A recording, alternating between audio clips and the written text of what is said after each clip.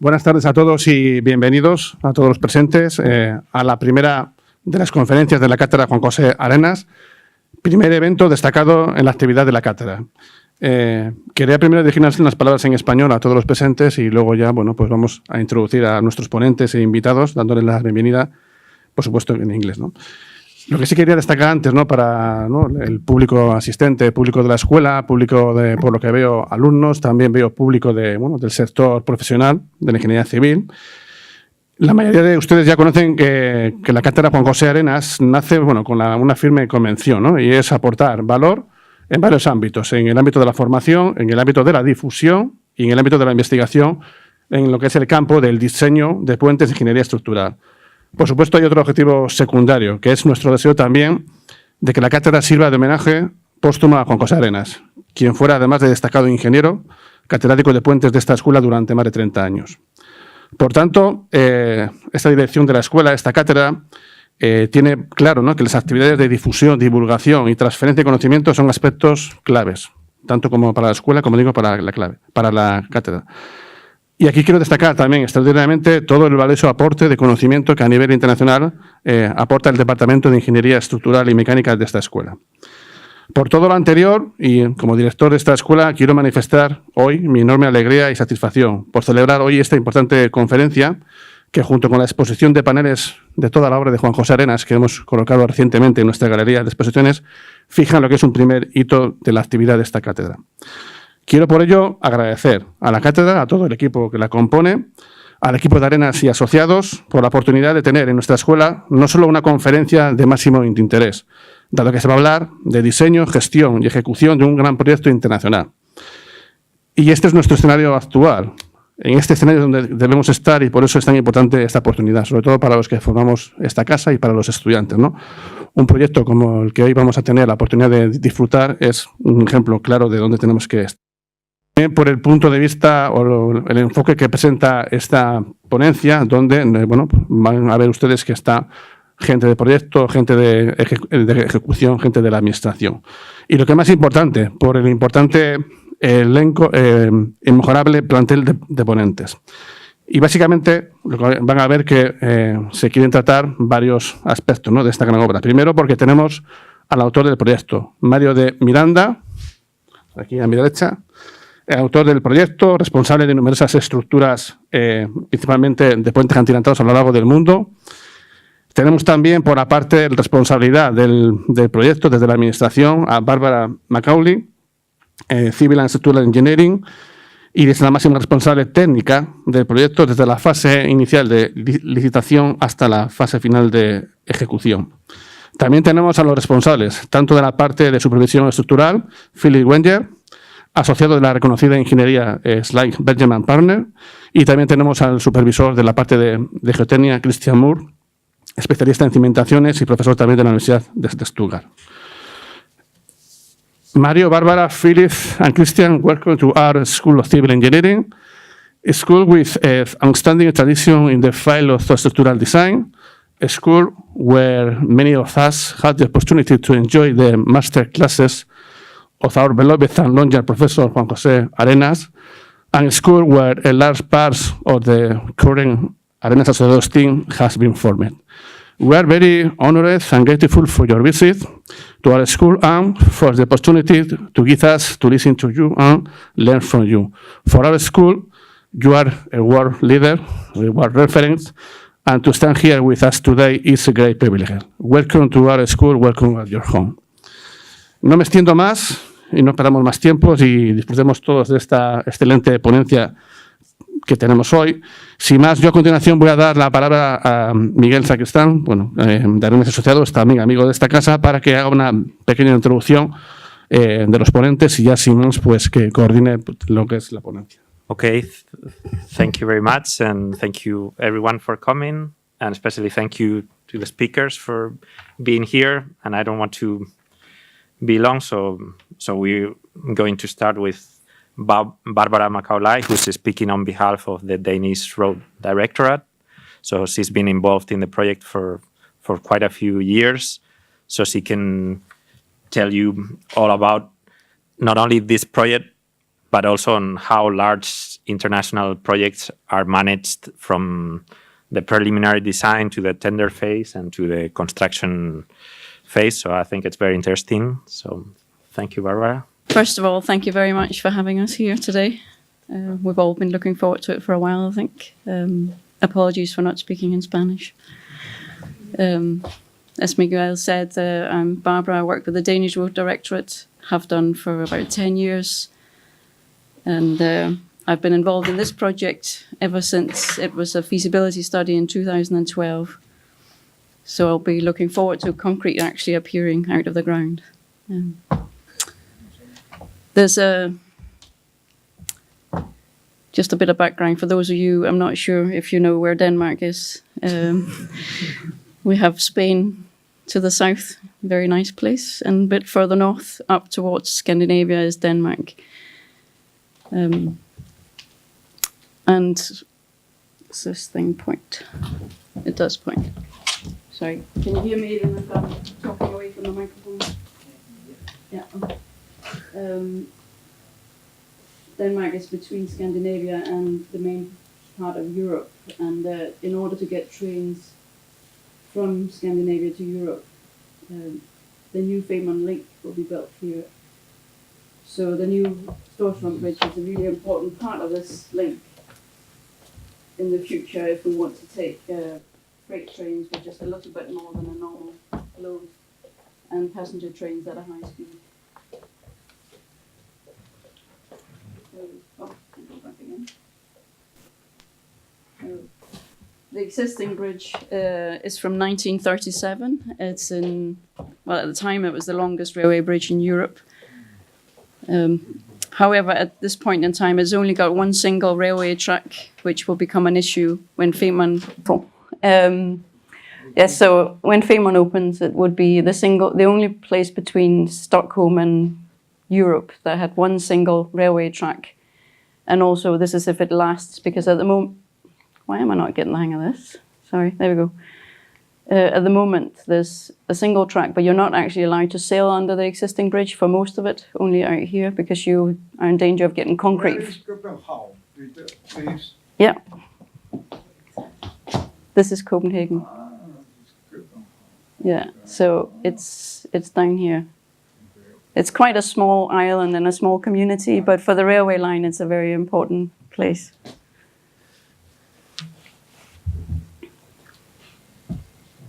If you have to point, what am I doing wrong? There we go.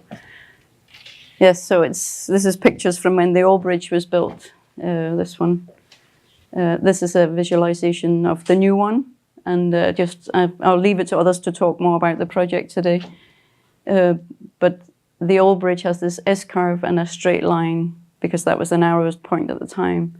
But the new trains needs to go 200 kilometers an hour, and they don't like this S-curve. Hence, we have this beautiful now circular bridge. Yeah.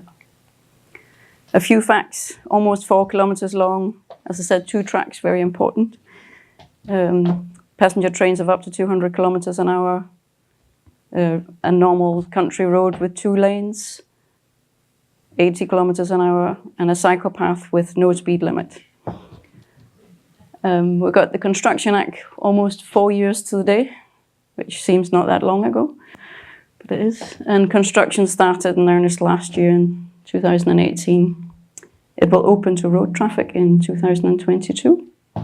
And railway a year later, because others have to come along with some catenary masts and some ballasted tracks up to the bridge. And further to that, it's part of our project to demolish the existing bridge, but it's not part of this contract that's ongoing. Just really quickly show you the cross-section. Again, I'll leave it to others, even though it's one of my favorite topics. But just one interesting thing, we've had a lot of people asking us why we've spent so much money having this really weird cross-section with a kink, just to allow the passengers and the cars to have a beautiful view over the sea. This is not the case. There has to be a derailment upstand of 550 millimeters over the tracks. We have to have a horizontal emergency walkway, and we have to have a downstand of about 100 mil there. So it's not just architectural niceness, it is actually a geometric requirement. Also happens to have the nice side effect that the architects like, so we get a beautiful view over the parapet. I won't say any more about the cross-section today, unfortunately. A few quick words on the architectural concept. How did we get to where we are today? Looking back, it seems very obvious progress, but when you're in the middle of it, it's very hard to see where you're going. We started in phase 1, which was the feasibility study of the rail net Denmark that was carrying it out, but I was part of their team. And they ended up with something, to be fair to them, they had 3 months to do this. And they ended up with a twin bridge, one for the railway, one for the road, with a big gap in between. But once we got the project, for reasons I'm not entirely sure and won't discuss today, it was very important to me to try and eliminate this gap between the two bridges. We have it on the West Bridge near the Great Belt Link. And in emergencies, we've had examples of people trying to jump from one to the other in the dark, ending in the sea with no continuation of the story afterwards. Also, it's easier to use this as an emergency route and emergency vehicles to get out to the railway bridge if it's on the same cross-section. So this is where we started. I need to point at the computer, I think. There we go. So being in Denmark, the obvious thing was to look at something like the Øresund Bridge, which is a double-decker steel girder. But as we have very little land on either side before or after the bridge, there was not enough room to get the cars up on top of the deck or back down again. Also, where would we put the cyclists? We'd have to get an elevator to lift them up and down, I think. Then we moved on to having to try and optimize the substructure. We put the two superstructures on one combined substructure. The architects immediately called it Thor's hammer. And according to them, when it gets a nickname very quickly, it's not a good sign. Also, we still had quite a lot of concrete in this structure. Then we moved to having a common superstructure with a really large cantilever for the road section and the cycle path both up here and below. It still didn't seem a very obvious solution and a possible ways of optimizing. We quickly looked at an extra dose solution, but ended up where we are today with the cable stay and the navigational spans and the box girder the rest of the way with the cross-section I showed you previously. Now it seems really obvious, but believe me, it wasn't at the time. So the design and build process very quickly. I've been involved, as I said, back since 2012. We've gone through the environmental impact assessment. We've had pre-qualifications of 5 consortias, because you don't want people bidding if they're not capable of completing the job or designing the bridge. We had to go and get a construction act, which is not always easy when you involve politicians. Then we've done preparations on site. We've done a lot of the archaeological surveys. So actually the whole seabed has been investigated by divers in the hope that when the SBJV start constructing, they won't find a Viking ship or something that will delay them for a year. We completed the tender documents, which is what I've been spending quite a few years with a different consultant at the time, developing these requirements, technical requirements for the bridge. We've ended up with over 5,300 requirements, which is a bit hard to keep track of these days, but I think we've ended up with a really good document and a really high technical specification that stands us in good stead today. We had a competitive dialogue, which all these gentlemen took part in, which was a very interesting process. It was very hard when you spent 2 years writing a tender document of 7 ring binders to be told by your lawyers, this is a draft. I think a draft, what do you mean? But then we had a competitive dialogue where the contractors questioned our requirements and came up with suggestions of could we do this or could you do that or could you change this requirement? And it was actually a very interesting process that we learned a lot from. And we changed quite a few of the requirements, the questions, and others we kept the way they were. But I thought it was a very useful process because we're not contractors and we don't know necessarily how the contractor wants to build things. And there could be requirements that were standing in their way without us actually knowing it. So at the end of this, we updated the 7 volumes 2 times, I think, and in the end we had a final version. Then the consortias only had a very short time, a few months, to do their final tendering, but the idea was over the competitive dialogue they hopefully had produced and evolved their tender, so it wasn't starting from scratch. Then there was the evaluation of the tenders, which was also interesting, and we signed the contract last February in 2018. And ever since then, and hopefully we will for the next few years, all work together on this project to try and build the bridge that complies with all these requirements. And my working day is spent being, I wouldn't say the missing link, but certainly the link between the contractor and his designer and our checkers and our team for the structural part. I have to take a step back. There we go. I just wanted to give you a few examples of the documents that we have as part of the tender documents. We had a design basis, so everything that isn't explicitly stated in the Eurocodes, which could be in national norms and standards that would be difficult for an international contractor to find, is written in this document. We also had drawings like this because architecture wasn't a competition issue because we had an architect and we knew the bridge we wanted. But we wanted some freedom for the contractor, so there was all these values for the different geometrical requirements and said this can vary between X and Y, or this is a fixed dimension. And hopefully any combination of these geometrical variations would end up looking like the beautiful bridge we were envisaging. And actually, I think it has worked really well, and we're getting exactly the bridge we were planning on. There were many more documents, but I won't bore you with these. This is just quickly to show you our organization is not that big, actually. This is everyone in the DRD, more or less, that's involved. So this is the head of the construction in the road directorate. This is our project director. Within the dotted line is our project management team. So there's 7 of us. I sit here, look after the structures, but also I have railway and geotechnical aspects under me.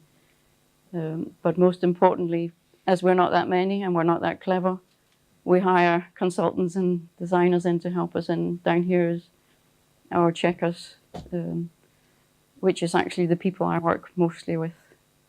So not inside our own organization as such, but feels like it. Stakeholders, I won't list them all. Everyday life is mainly spent with independent checkers and with the designers and the contractor, but every man and his dog has an interest in this. This is just a few examples. We get contacted. We have contacts to the emergency services. Obviously, it's a railway bridge we're building, so we have to have a close contact to RailNet Denmark. Yeah, you name it, they're there somewhere.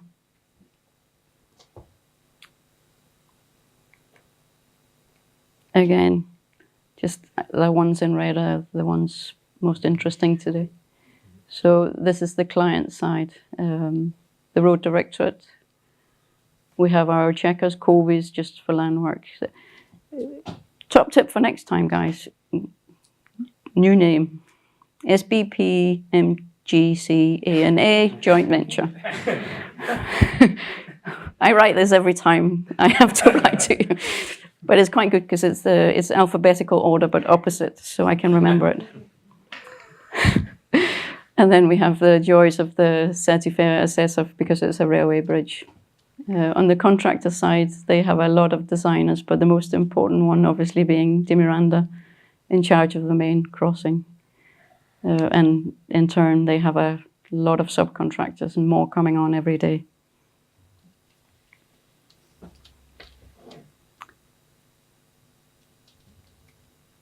There we go. I just wanted to give you a few slides on where we are today. We're building a nice beach like you have here. Because we do have beaches, but no, this is the access causeway that the contractor is going to use for having a small harbour out here. This is our new concrete batching plant, which is producing concrete, I'm very happy to say, on site. This was our DRD team was out for a walk not that long ago. I know you don't know what it looked like before, but here was Denmark's almost biggest greenhouse with cucumbers and tomatoes. So where we get these from today, I'm not sure, but it's gone.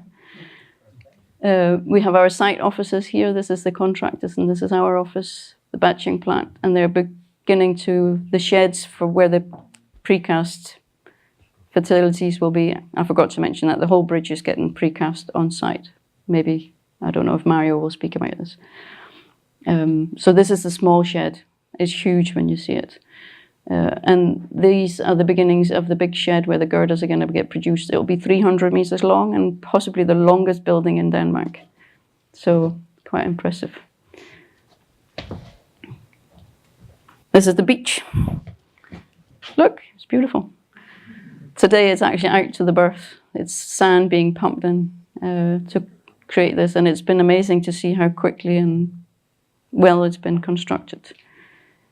We have, this is the existing bridge, and we had to build an interim road to move the traffic away under an underpass, so soon the contractor can move soil over the underpass.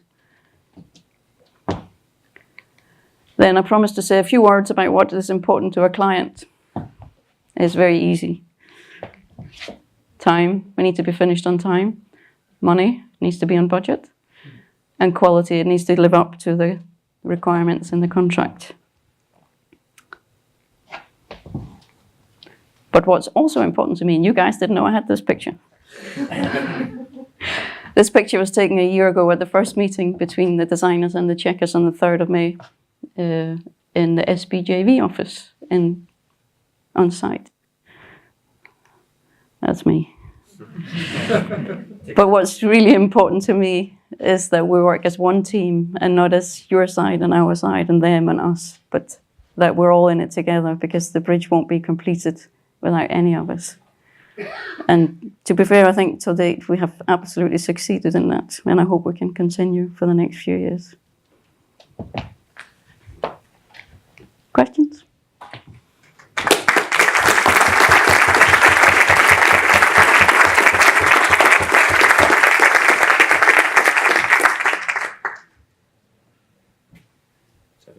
Do you have any questions?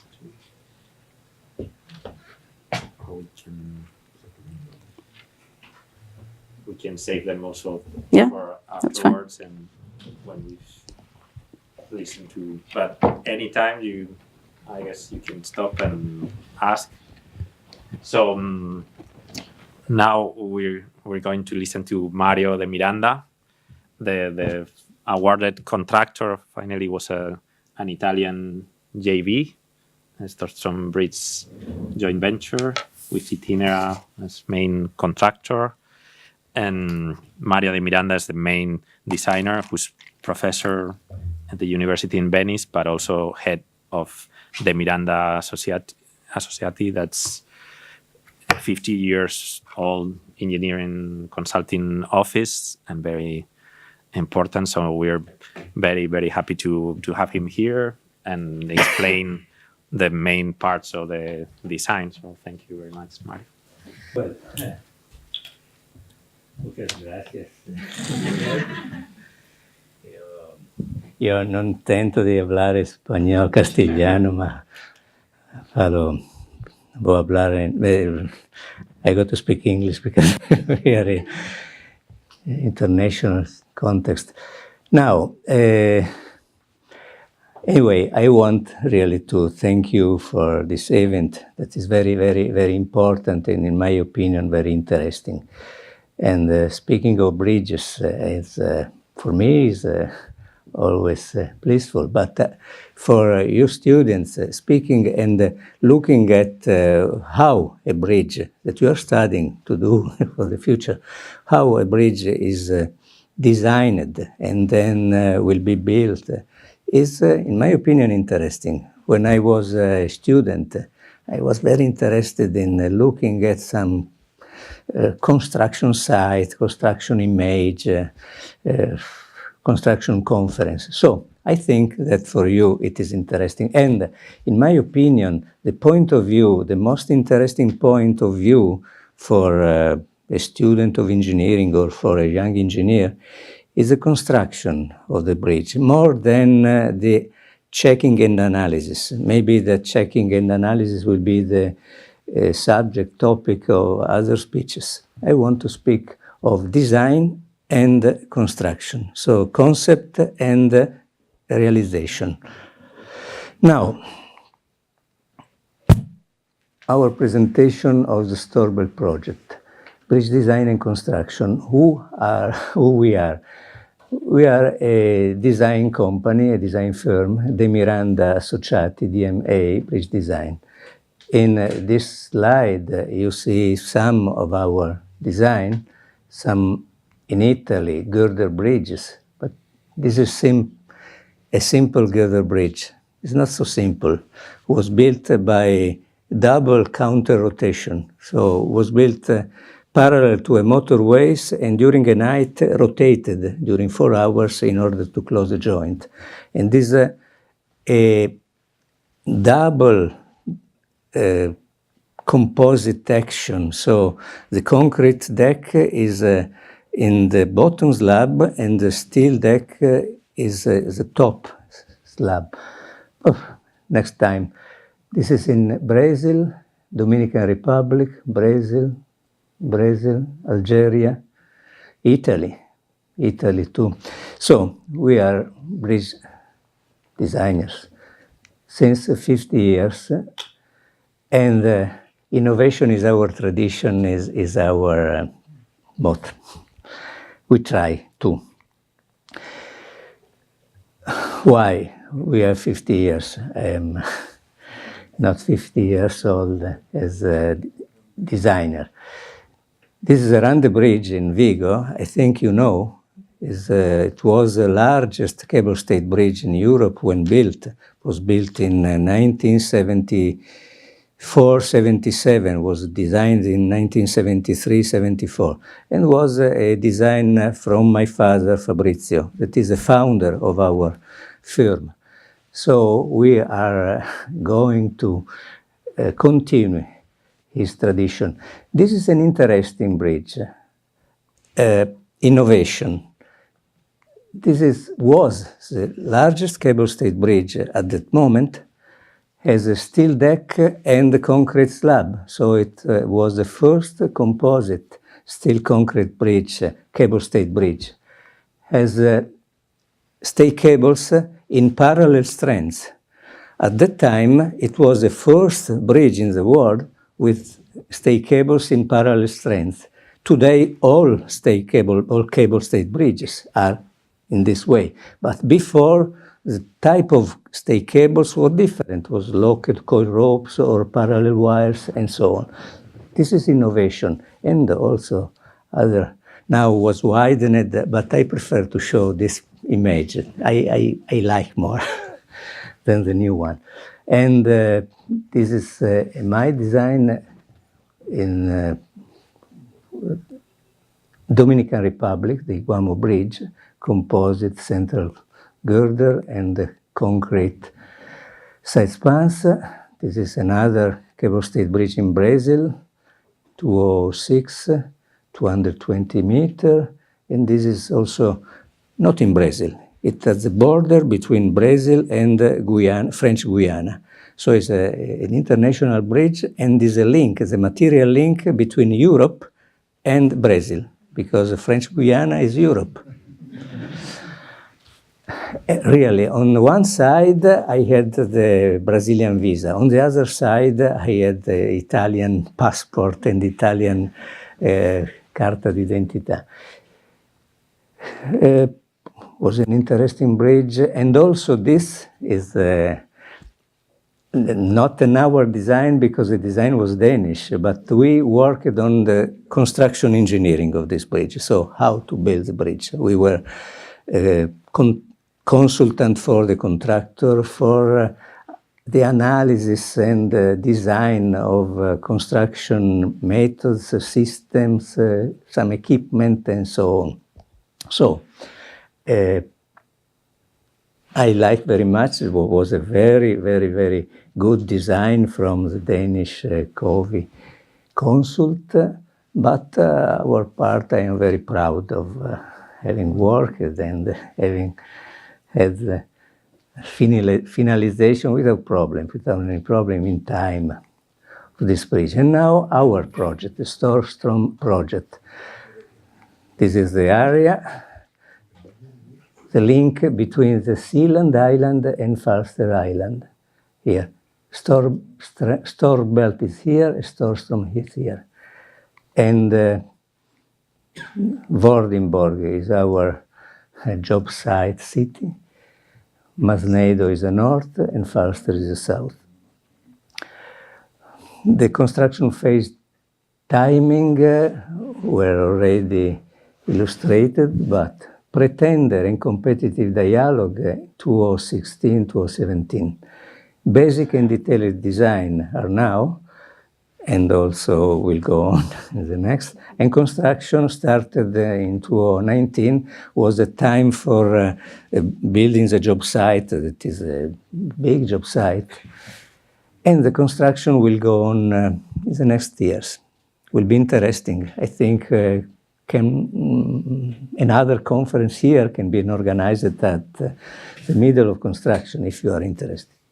Construction companies and consultant, okay, Anderman for landworks, Studio Geotecnico for geotechnicals, and the contractor, SBJV, is the consortium between Itinera, Condotte d'Acqua e GLF, but the main company is Itinera. And other companies for other disciplines, EKJ and now Atkins. Something about the design of this bridge. And mainly, I would like to speak about the design concept. The first concept, agreeing and complying with not requirement, but wishes of the client, construction quality. Construction quality was first concept. Construction quality for us is eased by the prefabrication. Prefabrication, because prefabrication is to build something in a protected site and not in the middle of the sea. And in this case, the sea and the site are very windy, sometimes cold, so not so easy for a construction. Prefabrication where possible, minimizing the number of joint or construction joint. Second concept is construction speed. So, construction speed means large elements and optimized procedures. So, prefabrication of the most large as possible elements and optimizing the construction and direction procedure. And the third concept is a cost optimization. How get cost optimization? First, using equipment available among the contractor, then using and designing a special construction method and equipment, and third, optimizing as much as possible the structural elements. Fourth, coherent construction philosophy. So it means integrating all the preceding concepts, the three concepts. Integrating means using the same construction concept, that is prefabrication, for all elements, and using the same prefabrication plan, already organized large single construction plan for all elements. By this four concept, we arrived to our concept of prefabricate all possible elements of structures, foundation, piers, and girders, and prefabricate by possibly largest elements. How? We will see how. First, how are our main structural elements and the structural bridge? How is our bridge? It's a 4 kilometer, almost 4 kilometer bridge, made in a main bridge, a main central bridge, and two approach viaducts. And the north approach viaduct is a bit shorter than the south. And the structure is divided into three segments. The central segment between this, the north expansion joint and the south expansion joint, the north segment between the abutment joint and the joint on Pier 6, and the south segment. So we have two expansion joints at the ends and two intermediate expansion joints. This central part is fixed in the central pylon of the cable-stayed bridges, and the side parts have a fixed point at the center of the segments, three fixed points, so three piers with fixed bearings, the other ones expanding. So the north viaducts are 16 spans and three fixed piers. The south viaducts 18 spans, three fixed piers. The central bridge 12 spans, one fixed pylon, integral with the deck, and the other piers are sliding. Now, other two elements are shear keys in some connection between pier and deck, because in this case, the concept and also the requirement was to avoid fenders for protecting the bridge from ships. So the bridge is designed to withstand the force, the impact force from ships. So in some cases, when the ship impacts with the deck, the force transferred from the deck to the piers is very high and requires call for a shear key connecting deck and pier. Another feature is that it's also a railway bridge, so braking forces are important forces. So it was decided to place a shock absorber, STU, shock transmission units, at the two intermediate joints, so that the braking forces will be transmitted by a lot of piers and not only by the piers of that segment. So shock transmission unit transmit the impact forces but allow slow displacement, so slow temperature creep, shrinkage, and so on. How is our deck? The deck is a trapezoidal box girder with side cantilever. It's 5.6 meter high and is composed by a box girder with variable thickness of webs and bottom slab, is longitudinally prestressed, and top slab at two levels, explained by Barbara before. The reason we decided to divide the two levels in a marked way and make two slabs. And these two slabs have a transversal texture because we have internal diaphragms, internal truss diaphragms, every more or less 7 meters. And these diaphragms have double functions. One is to stiff for torsion all the section. So it's a undeformable cross-section for torsional load. Second reason is that these two elements are two compression elements, so two supports for the longitudinal beams formed by the intersection between the two slabs. So we have two transverse slabs that works in transversal way. A set of supports, inclined supports, a longitudinal beam, and two longitudinal webs. So the result is that longitudinal stresses are divided, are separated by the transversal stresses. And this simplifies not the analysis, but the reduces the increase of stresses, because you don't have to add in this structure the longitudinal stress do not sum to the local stresses, because they are in two different directions. This is the cross-section, the final cross-section of our bridge, the viaduct and the cable-stayed bridge. Materials are high-quality concrete, 60 megapascal for the more stressed elements, that is a deck and the tower of cable-stayed bridge, and the fixed point piers, the three piers which receive the longitudinal force, while the other elements are class 40.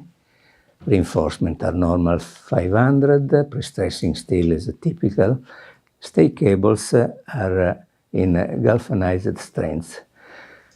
Foundation concept.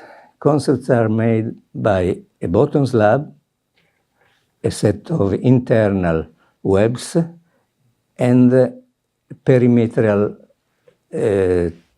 beams. The foundation concept is to place this foundation typically in a direct way over a gravel bed, that is a bed of crushed rock compacted by vibration.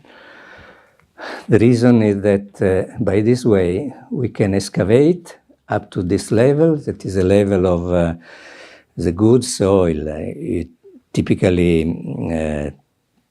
over-consolidated clay, the clay till. And we arrive at this level by excavation, but we don't need to arrive at this level with the foundation. So the foundation bottom must not be too deep. And the second is that this layer allows to distribute the load from foundation to soil. And the third is that this layer, and mainly the superficial part of the back of the gravel pad, is sand.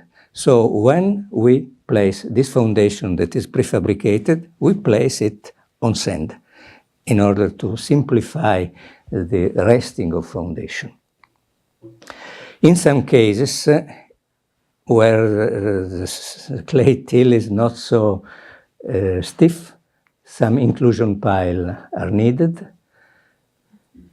while for the cable-stayed bridge pylon, the concept is more or less the same, but with different dimensions. So we have a bottom slab, webs, perimeter webs, and also a top slab. Why? We will see why we need a real caisson in this case, because we have to sink it in a controlled way.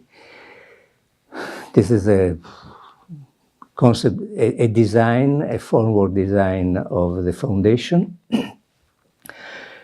a formwork design of the piers. The piers have a difficult geometry that is given not by the structural designers, but is given by some requirement from architects that complicates a lot. Everything. We are trying to simplify just with prefabrication in order to make all the complicated things in a protected way, in a protected site, with the possibility of make mistakes and correct it. If we were in the sea at 30, 40 meter height, the thing would have been more difficult. So this is another reason why we designed the prefabrication even for the piers. The section is rectangular, then octagonal, then hexagonal. And pier elements sometimes are not typical because we have some tie-down cables or the joints. The deck structure is with internal post-tensioning, longitudinal internal post-tensioning, top blister, bottom blisters, prefabricated part, and jointed with stitch joint in this location. But we will see by the construction process how the structure is built. So, typical cross-section at the diaphragms. And in the case of the cable-stayed bridge, what happens is the increasing of length of the rod cantilever. The only differentiation between the cross-section of viaducts and of cable-stayed bridge. The layout of the cable-stayed bridge is a bridge with two main spans of 160 meters. That is double the typical span, one central pylon. And stay cables are more or less at the center. And the tower, so the tower is a not symmetrical tower because as you have seen, the plan is not straight. We have horizontal curvature. In a cable-stayed bridge, when you have horizontal curvature, the stay cables are not in only one plane, but are in a conical shape. So the stay cable transmits to the tower a transversal force. We have to counteract this transversal force by placing the center of the resultant of vertical force in not in the same position of the center of gravity, of the barycenter of the section, and by placing longitudinal vertical post-tensioning to the tower, to the pylon. So the pylon is a complicated object, but all pylons of cable-stayed bridge of this type have some complications, so are normal complications. How will be built this bridge? The macro phases are first substructures, so excavation, earthwork, excavation, gravel pad, inclusion piles, and so on. Then we will build two spans in a cast-in-place method because the two spans very close to the abutment were two spans very difficult to build by a prefabrication concept because the water is very shallow and in some cases there is no water. So the choice was to build in cast-in-place the first spans and to prefabricate all the remaining structure. So, cast in place, prefabrication starting from south, and then cable-stayed bridge. Some detail of the cast in place. Cast in place will be made over a temporary embankment that will be excavated later. And after the cast in place, we will erect all the girder. And we will see how. Fabrication is a very huge prefabrication camp. This is the shed, the workshop for building the girders. And there are another one for foundations and another for the pier segments. Here you can see the construction phases of the cast-in place, typical, so embankment, sheet piles, excavation, gravel pad, reinforcement, pouring of concrete, pier, then falsework, girder, and then removal of falsework, removal of the embankment, and completion of the finishing work. The prefabricated foundation. On land, slab, webs, and completion. Completion with the cast-in-place part where there is a variable height segment, and then prefabricated segments up to arrive to an height so that we will be above the sea level after sinking the segment, the foundation. Because this foundation will, after completion, will be loaded on a set of SPMT, that is self-propeller modular trailers, transported close to the sea, then transported over a barge, and then by this barge sailed up to the final position. Here, a catamaran will be waiting, and the barge enter between the catamaran hulls. Then the foundation is kept by a set of strain jacks, lifted, the barge go away, and the foundation can be lowered. Can be finished the gravel pad, refilling, and then we will erect the other segments, the pier segments. Another view of the construction of the sinking of this foundation. So lift and then sinking. Barge enter and barge go out. Prefabrication of piers. In this case, we designed concrete segments erected and joined by steelwork techniques, by the steelwork culture. So,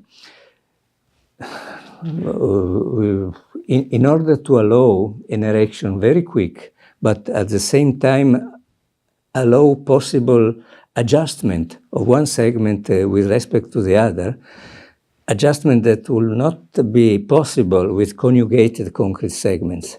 Conjugated concrete segments are fixed.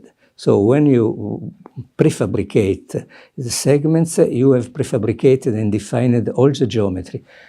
In this way, we place some steel columns, and we place one column over the other, placing some shims, and so adjusting the height between the segments, and also having the possibility of adjusting the inclination of one segment with respect to the other. Why? Because our foundation can deflect, can settle a bit in a manner a bit different from the theoretical forecast. And so we have to adjust. Now, girder's construction system. The girder is fabricated in a line.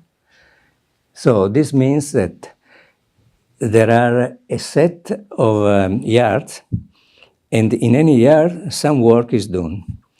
So the time of construction of all the girder is linked by the time of construction for each yard.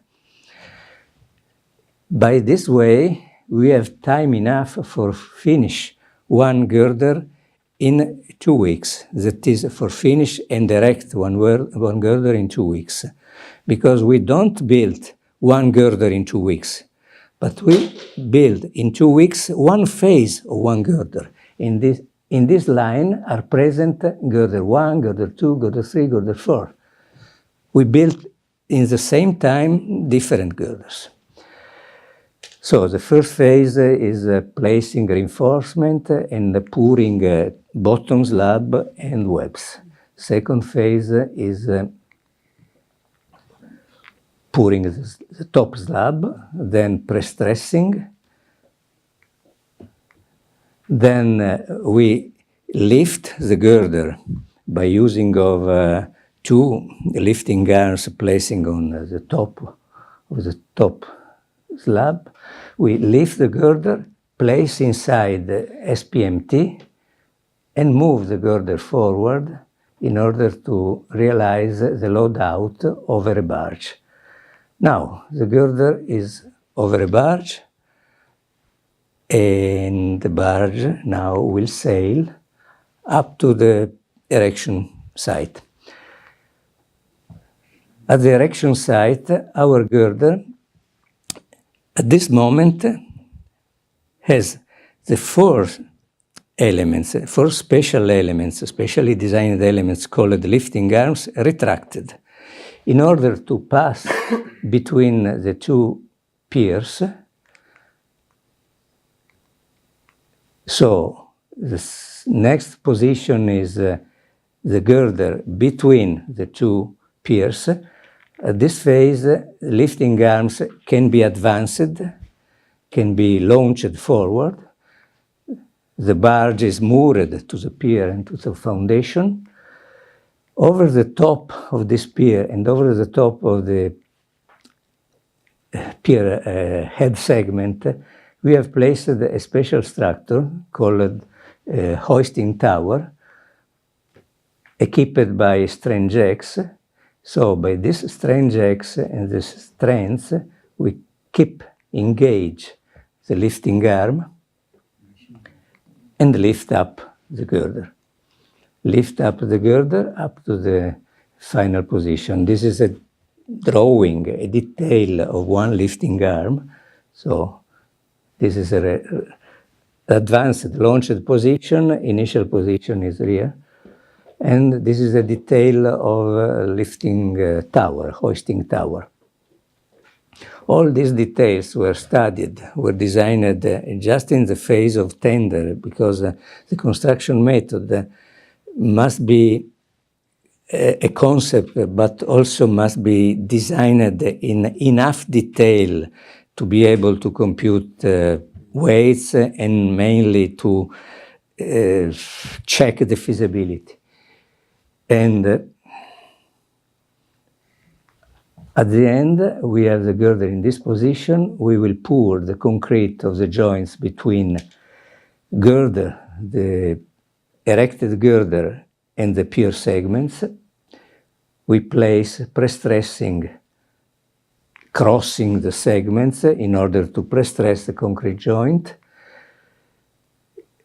We joint this pre-stressing with the normal pre-stressing of the girder, and the top girder, the front of the girder at this point is at 35 centimeters higher than the final position. So when all the girder, the front girder, is linked and totally linked and continuous with the previous girders, this part by jacks will be lowered in order to transform this statical system, that is a system of simple supported girder, by adding the lowering, that is this negative bending moment, we get at the end of the process a continuous beam condition with negative moment and positive moment.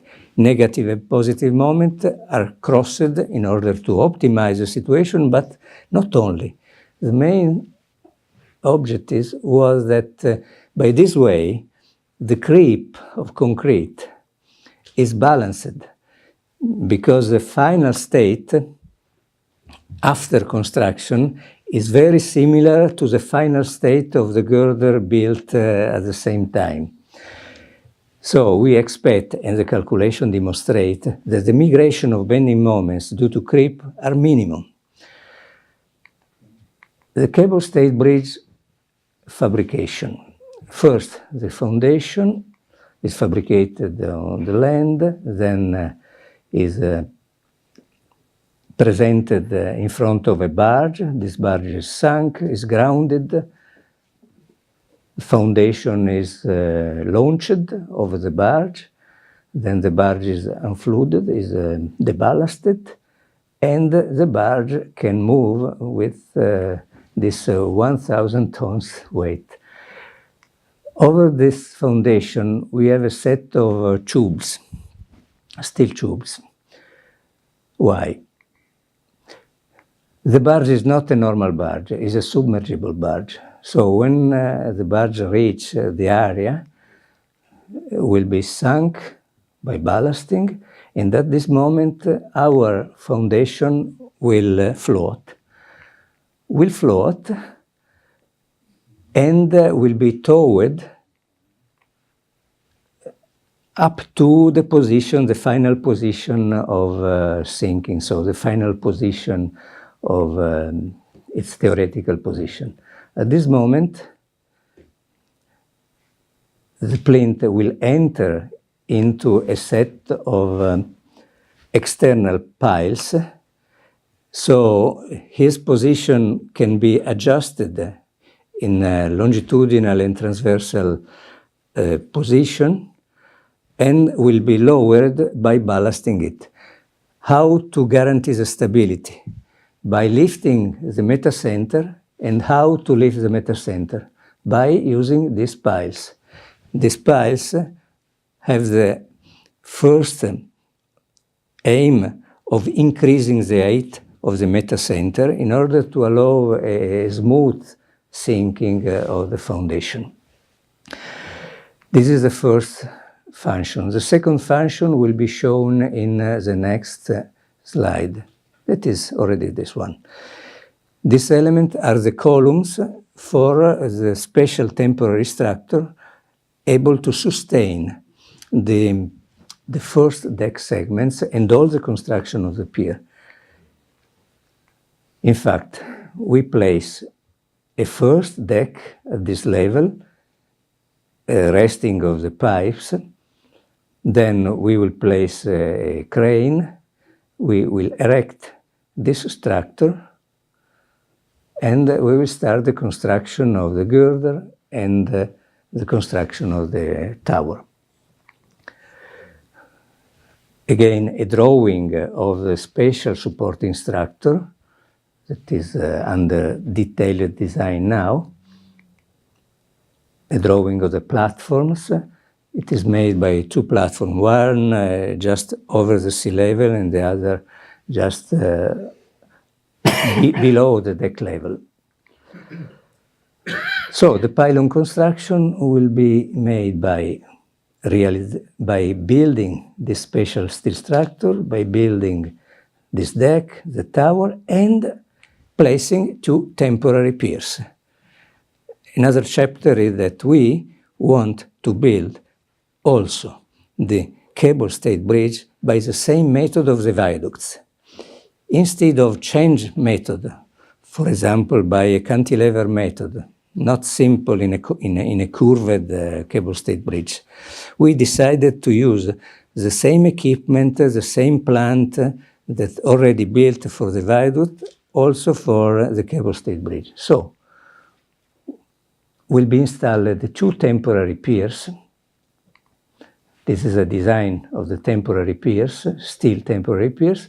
Over the piers will be installed the concrete deck segment, and then the girders will be installed exactly in the same way of the viaducts, by using a barge, by using two hoisting towers, and by using 4 lifting arms.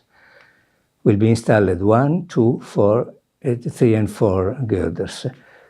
After installation of the first 2, and after realization of the joint, of the steel joint, we will be able to tension the first stay cables in order to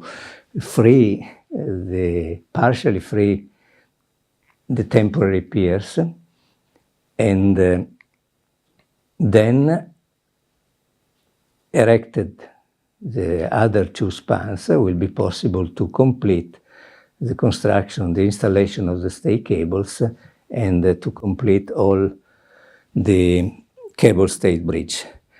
Now, I should try to see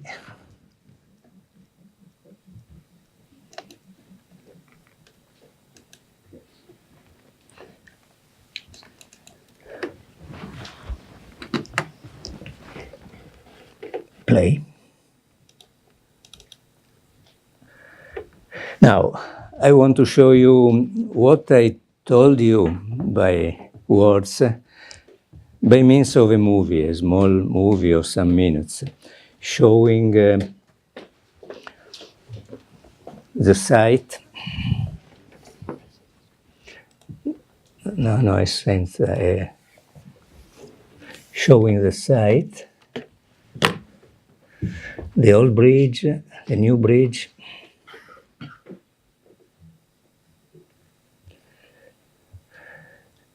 landwork, interim road. The main object is a bridge, but there is not only the bridge. There are two large embankments and some temporary roads, some new permanent roads, and so on. A lot of landworks, some roundabout. Now, here are some marine works and our construction site, prefabrication of foundation, prefabrication of piers, launching of foundation and piers. Now we'll arrive at the girder. But before, how is erected foundation in first part of pier? The barge enters into the catamaran, the foundation is lifted and then lowered over the gravel pad. Cast in place piers, cast in place girders, traditional system span by span. Nothing new. Las primeras son en hormigón in situ. Now the girder go out from the shed, is lifted over the SPMT, launched towards the barge. The barge doesn't sink because in the same moment the SPMT will counteract and the ballasting of the barge will keep the same level. Now the launching arms, lifting by strain jacking, completion of the joints, and the cable stayed bridge, the temporary piers, special supporting structure, hoisting tower, mainmast, tower crane, lifting of girder, stay cables. Of course, the stay cables in this condition are erected in a very simple way, much more simple than in a cantilever situation.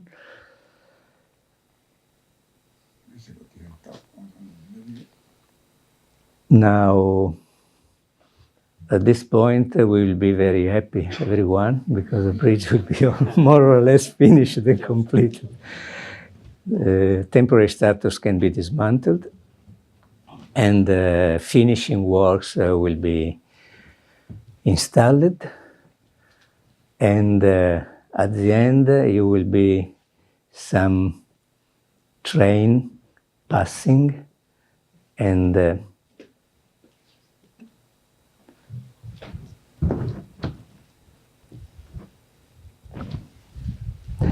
the time should be not the June 2022, maybe in 2023, and at the end the bridge will be practically completed.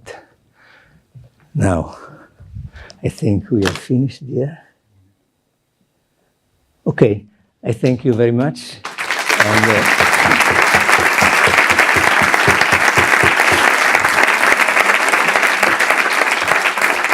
I'm ready for your question if you have. Or later, if you want, go on with the other speeches.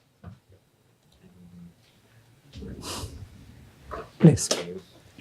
So, well, I don't. You have considered the force of the impact of a ship in Yeah. a span, which is the value of that force, and what kind of damage have you expected in the future? Are more or less 4,000 tons, 4,000 and 5,000 tons in some cases, 1,000 tons in most of cases, and the damage is a damage allowed to be repaired. So what is allowed is a possibility in case of impact to repair the damage. But the bridge should be in service, even if with limited service. We have to thank Barbara. There's like 180 different ship impact hypotheses. So everything is considered and everything is already in the design basis. So, and I don't know if you realize, but those precast spans, those weigh 4,000 tons.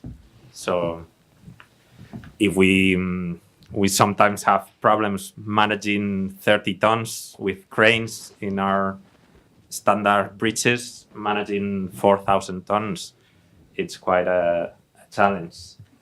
So there's plenty of very good ideas in that construction process, because we can tell you, because we were part of the dialogue process, so we had our own contractor and our own ideas, and we had different conditions, so we came out with a launching procedure, but there's many things nobody came up with, and that's why it's the best design and best solution. So thank you, Mario. Thank you. Thank you. The microphone. I think it's there. The microphone. So now, well, as you see, there's many companies, contractors and engineers and consulting companies working in such a large project, and many nationalities. So there's all the Italian team and of course the Danish client, and as part of the independent check, our German colleagues and Spanish team and many others. So we're very happy to share this with SBP and Moormann Consulting. So now we're going to listen to Philipp Wenger, that he's head and coordinator and associate for SBP for bridges, and also Thilo Berman and Povilas and Brasas from the team from SBP, who will tell you about the independent check and the supervision. So, thank you, Philipp. Thank you very much, Miguel. Thank you for the warm welcome here and for your interest. It is a pleasure to be in this very nice city of Santander. And for me also an honor to speak here to you in these famous rooms and halls where great engineers like Juan José Arenas de Pablo have taught young students like you and have produced many brilliant Spanish bridge engineers. So my part would be to give you a general introduction about the independent design check. And as Miguel already introduced my colleague Thilo Berman, who is doing the major part of the work in this project, I have to admit, we'll go into some details about the independent design check of the Storstrøm Bridge. I fully agree with Professor Miranda that the development of design and construction concepts is certainly more fascinating than an independent design check, but it's not that dry as it seems to be, because if you have the opportunity to make an independent design check of a very experienced bridge engineer, you can always learn something from him. And here and there, you can also contribute with some advice or at least some technical discussions on a higher level. So, in general, the independent design check, that's, I think, not a secret, is a 4I principle where you say human beings are always are not perfect. Mistakes can happen, and only who's doing nothing does no mistakes. And of course, there's a big motivation for an independent design check when we look back to tragic accidents during construction or after completion of bridges, like the ones shown here on the images. I don't want to go too much into the details. The independent design check, on the one hand, is a second verification of the structural integrity of a structure, but also in some cases helps to resolve technical issues at an early stage or bringing a higher level of quality of the structure. An independent design checking, as far as my research was done on a formal basis at the beginning of the 1970s, where, as I said, a bigger bridge collapse here of the Milford Haven Bridge in the UK in 1970 led to the considerations of how can we prevent such events in the future. We still believe that we are on the highest level of technical development, but we never know what can happen. And at that time, for example, in the 70s, the buckling behavior of steel was not so well researched and known. There were all similar accidents, I have to say, also in Germany. There was a big accident of a steel box girder bridge around that time. I'd like to draw your attention to this paper of Ian Firth, which really describes nicely in detail the history and the development of independent checking. As I said, we all make mistakes, and the 4I principle regarding the design of a bridge and the construction engineering is always the best advice, since we as bridge engineers or also building engineers have a high responsibility regarding the public safety and the use of our structures later. So the scope of the independent check typically comprises the check of the design. Is it compliant with applicable technical standards and regulations? Of course, the correctness and the completeness of the calculations and the design documents, and the applicable construction techniques foreseen for the construction of the bridge, as Professor Miranda just presented in the previous presentation. In the meantime, there are several organizations like the FIDIC, the International Federation of Consulting Engineers, who have summarized some advice, some guidelines for the tasks and the role and the scope of independent engineering checks. You find a lot of more information on the link shown on the bottom of this page.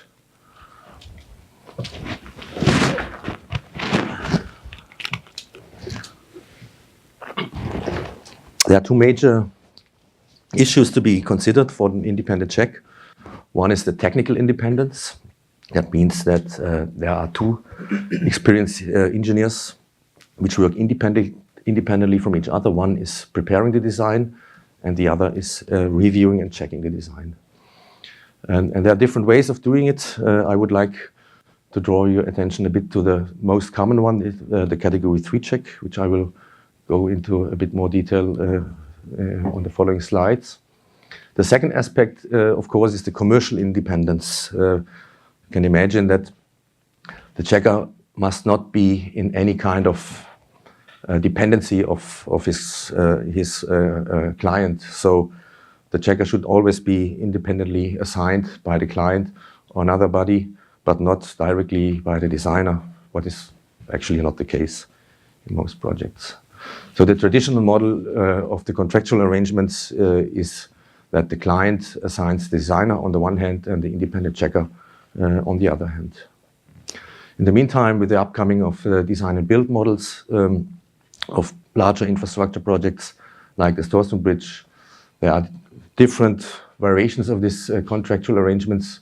So the employer assigns the design and build contractor, which again has the task to assign a checker and a designer under his contract. However, the checker acts on behalf of, in the interest of the employer. In other cases, the employer assigns the contractor for the construction, design and construction of the bridge.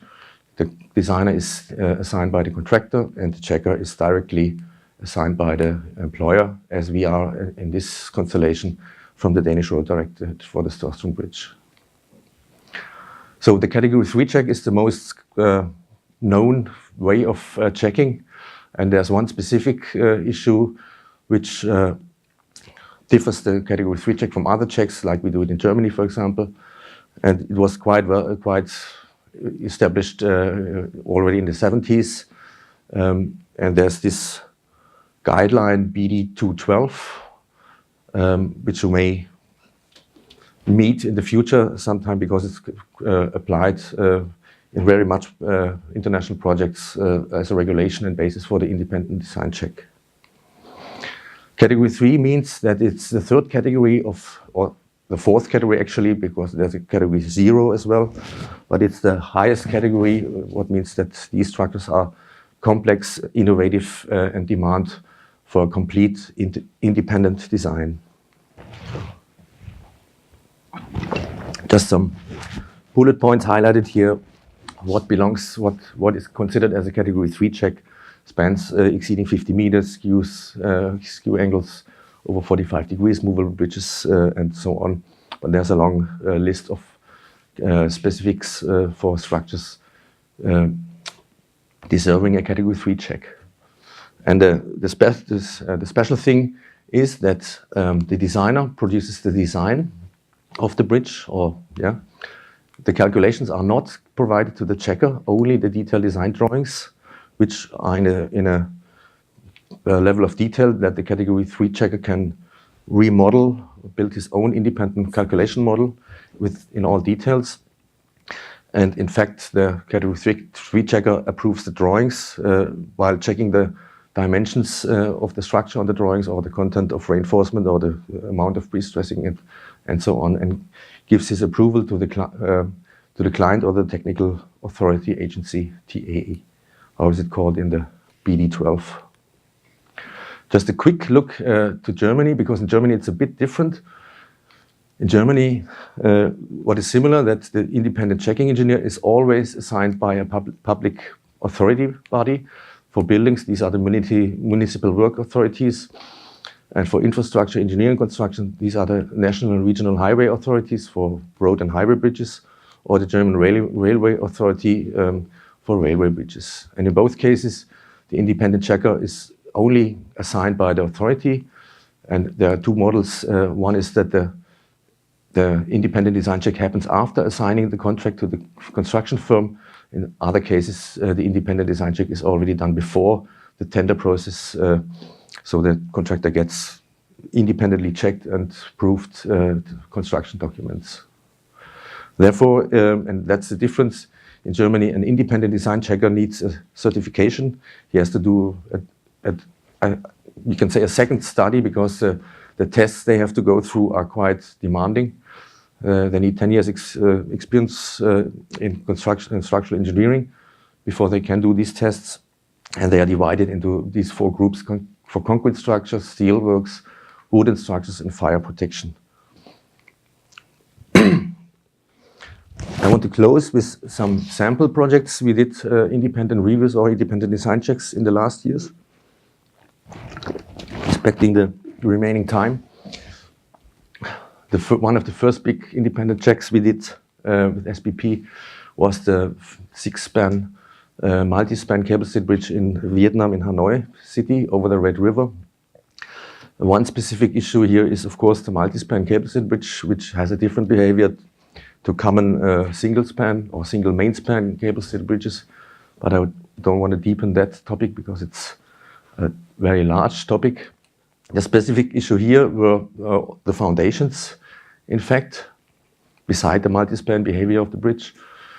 As I said, it was a 6-span cable-stayed bridge with 300-meter regular main spans and 150-meter end spans, and a steel composite deck with fully precast segments and longitudinal steel, open steel beams with external anchorages and transverse I-beams in the spacing of 4 meters.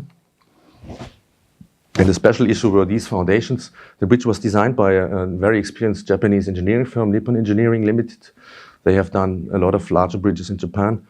And you may know that the design and construction conditions for long-span bridges in Japan are quite demanding due to the high seismicity they have in that region.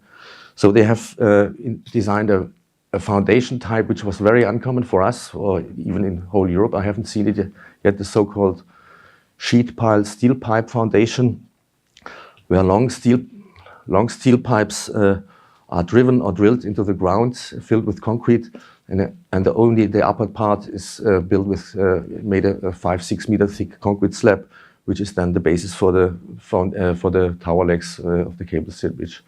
And this foundation type is extremely stiff towards all kind of actions, because it's a large body. It's 50 meter long and 20 meter wide, you can imagine.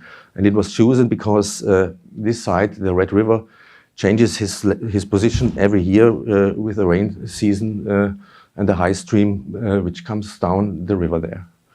Here you get a small impression of the construction. We also had reviewed the construction engineering of this bridge.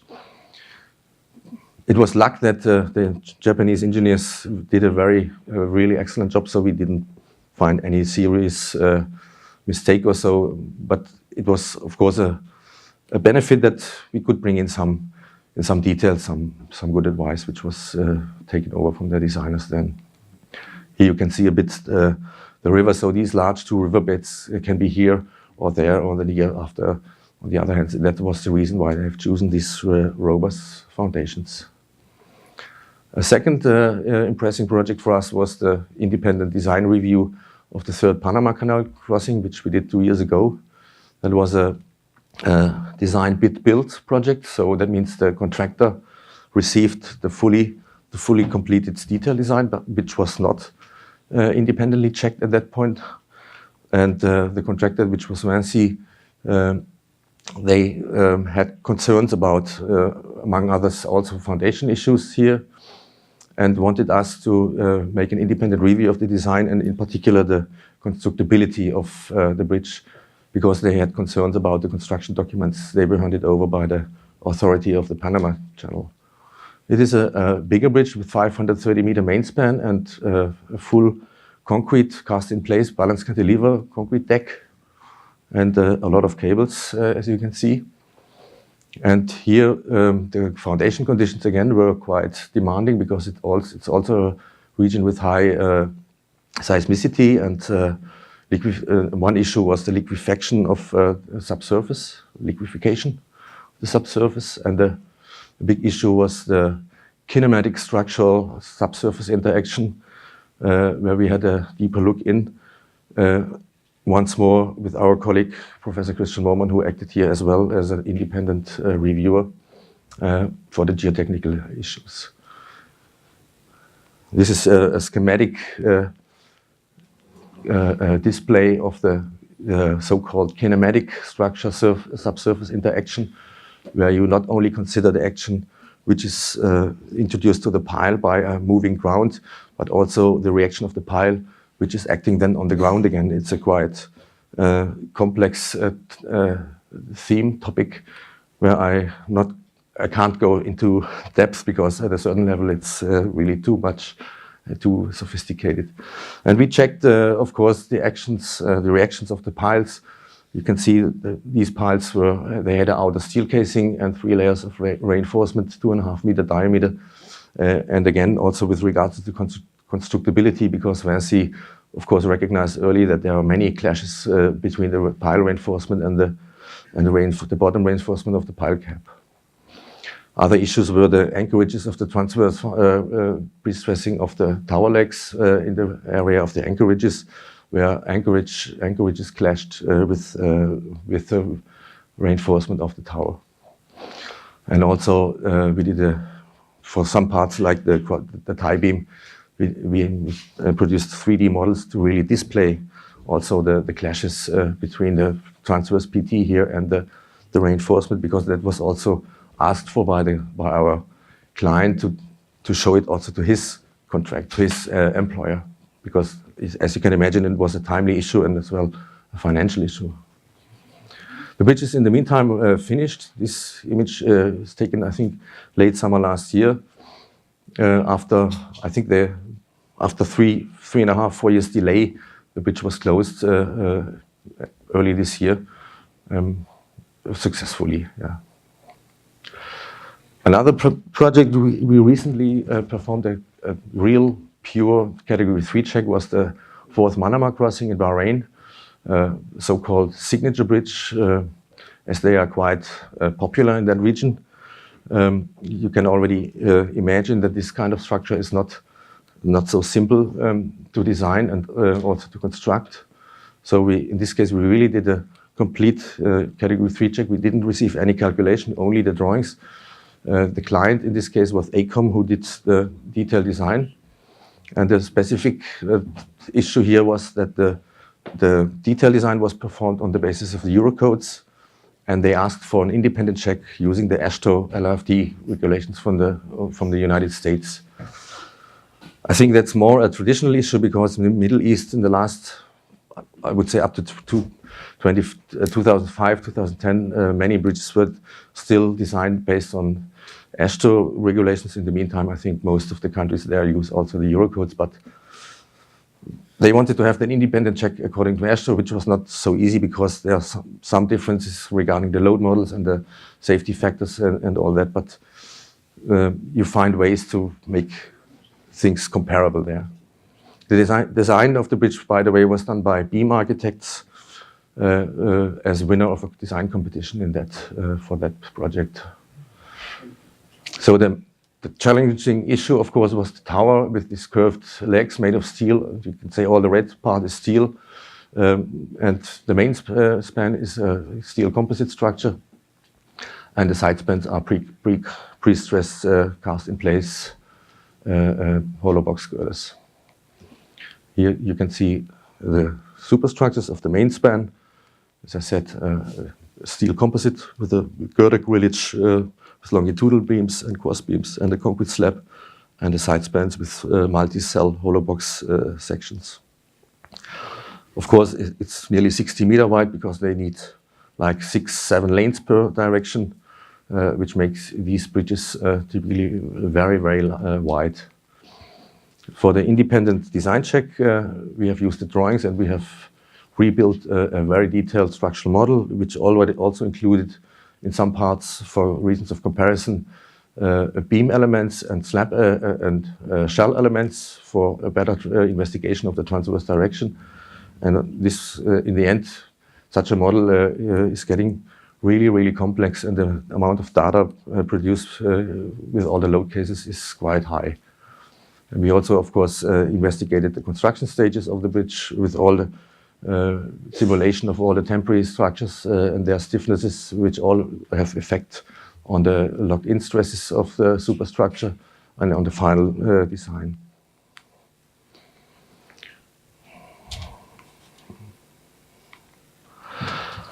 That was my part.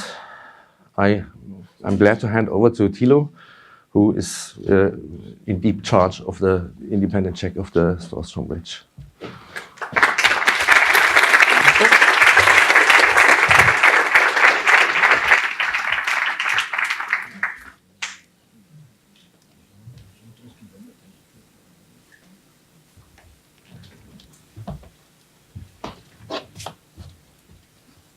Yeah, thanks, Philipp.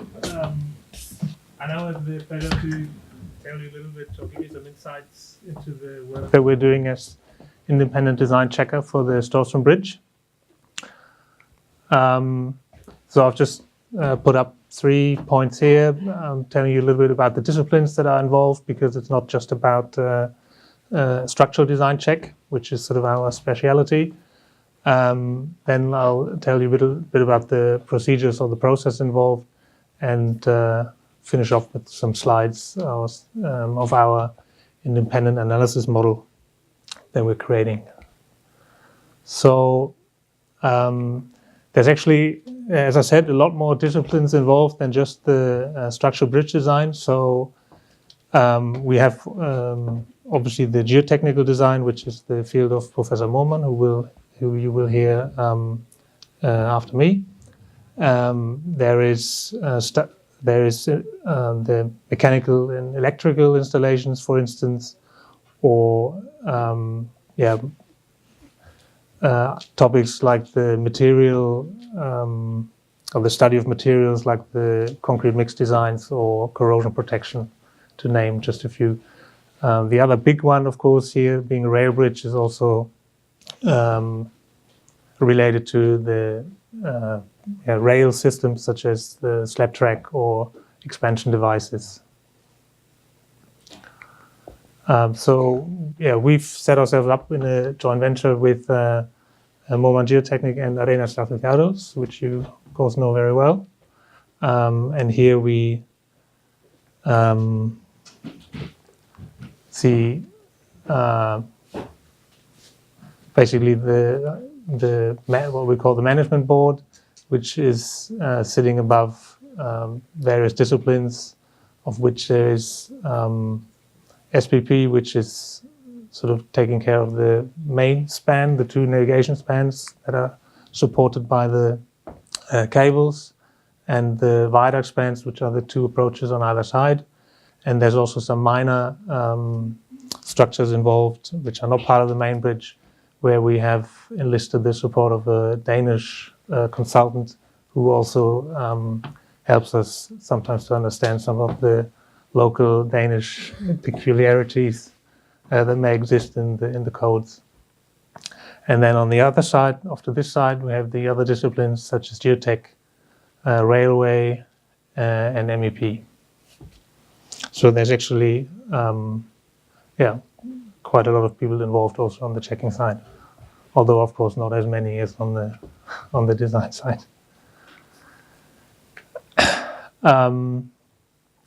The process, basically, I wanted to just describe or talk a little bit about the two major phases that we have. So there's the basic design and later on the detailed design.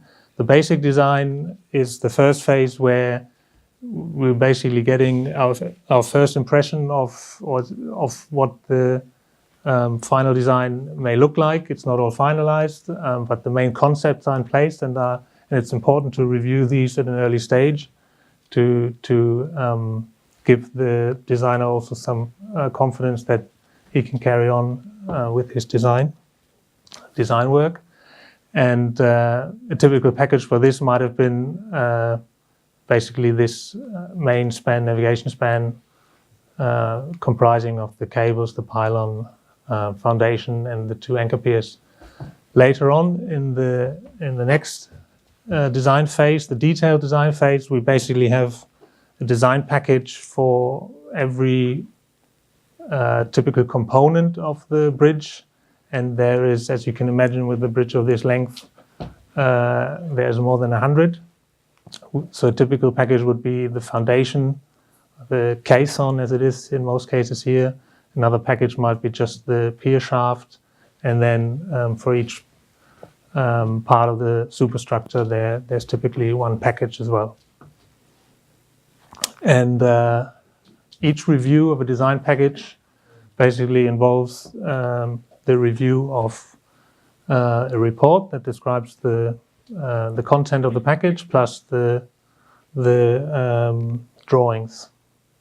And then, of course, as we're doing an independent design check, we also have to perform our independent calculations where we basically use our own model and compare the demands that we get for individual structural members and check just based on the reinforcement that is, for example, the reinforcement on the shown on the drawing, if the design is satisfied or not.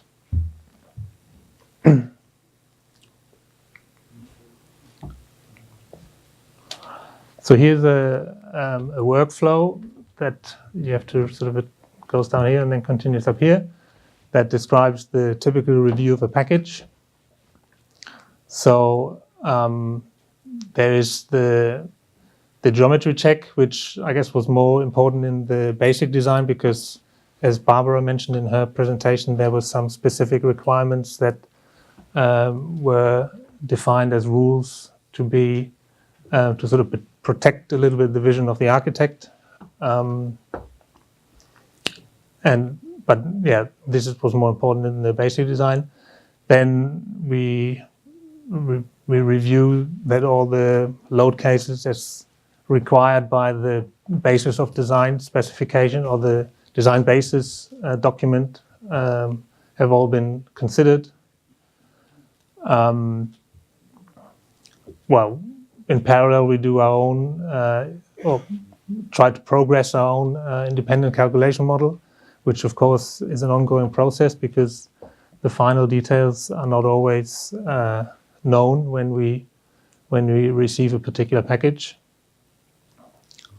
Then, yeah, we do, as I said, the structure verifications that involves also geotechnical checks and yeah, local verifications for items such as bearings, reinforcement, post-tensioning, local analysis in the transverse direction, which is here, is also quite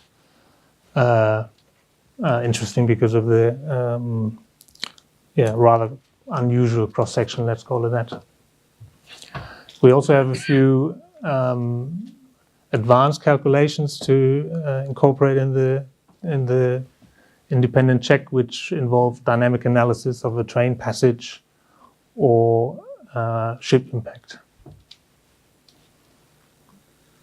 And then all these comments that we may come up with are collected in a commenting sheet that is then returned to the contractor, normally after a period of 25 working days for each package. Always, at least. And then once these comments are then responded to by the contractor or the designer, mainly the designer, and once we reach closure on all these comments, we issue a check certificate that then basically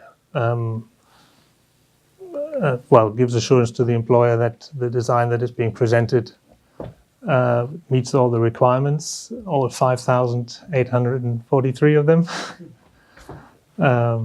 And then, it can move on to construction.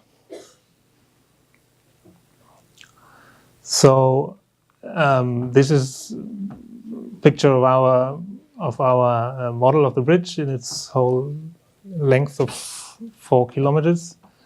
And I think it's probably fair to say that in a project as complex as this, Philipp has also mentioned it in the pictures before, our model probably needs to be as accurate as that of the designer, just because there's complex effects that you don't really understand unless you implement in the model. So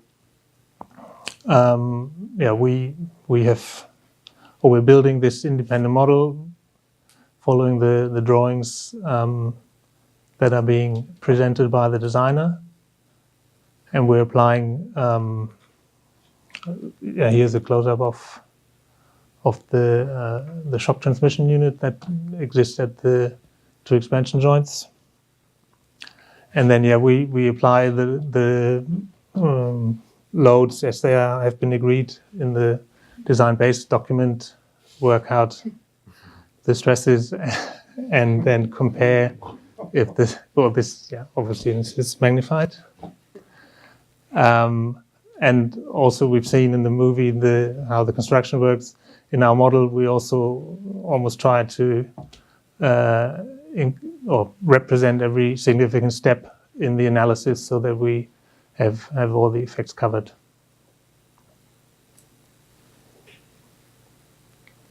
Yeah, and with that, I'm already...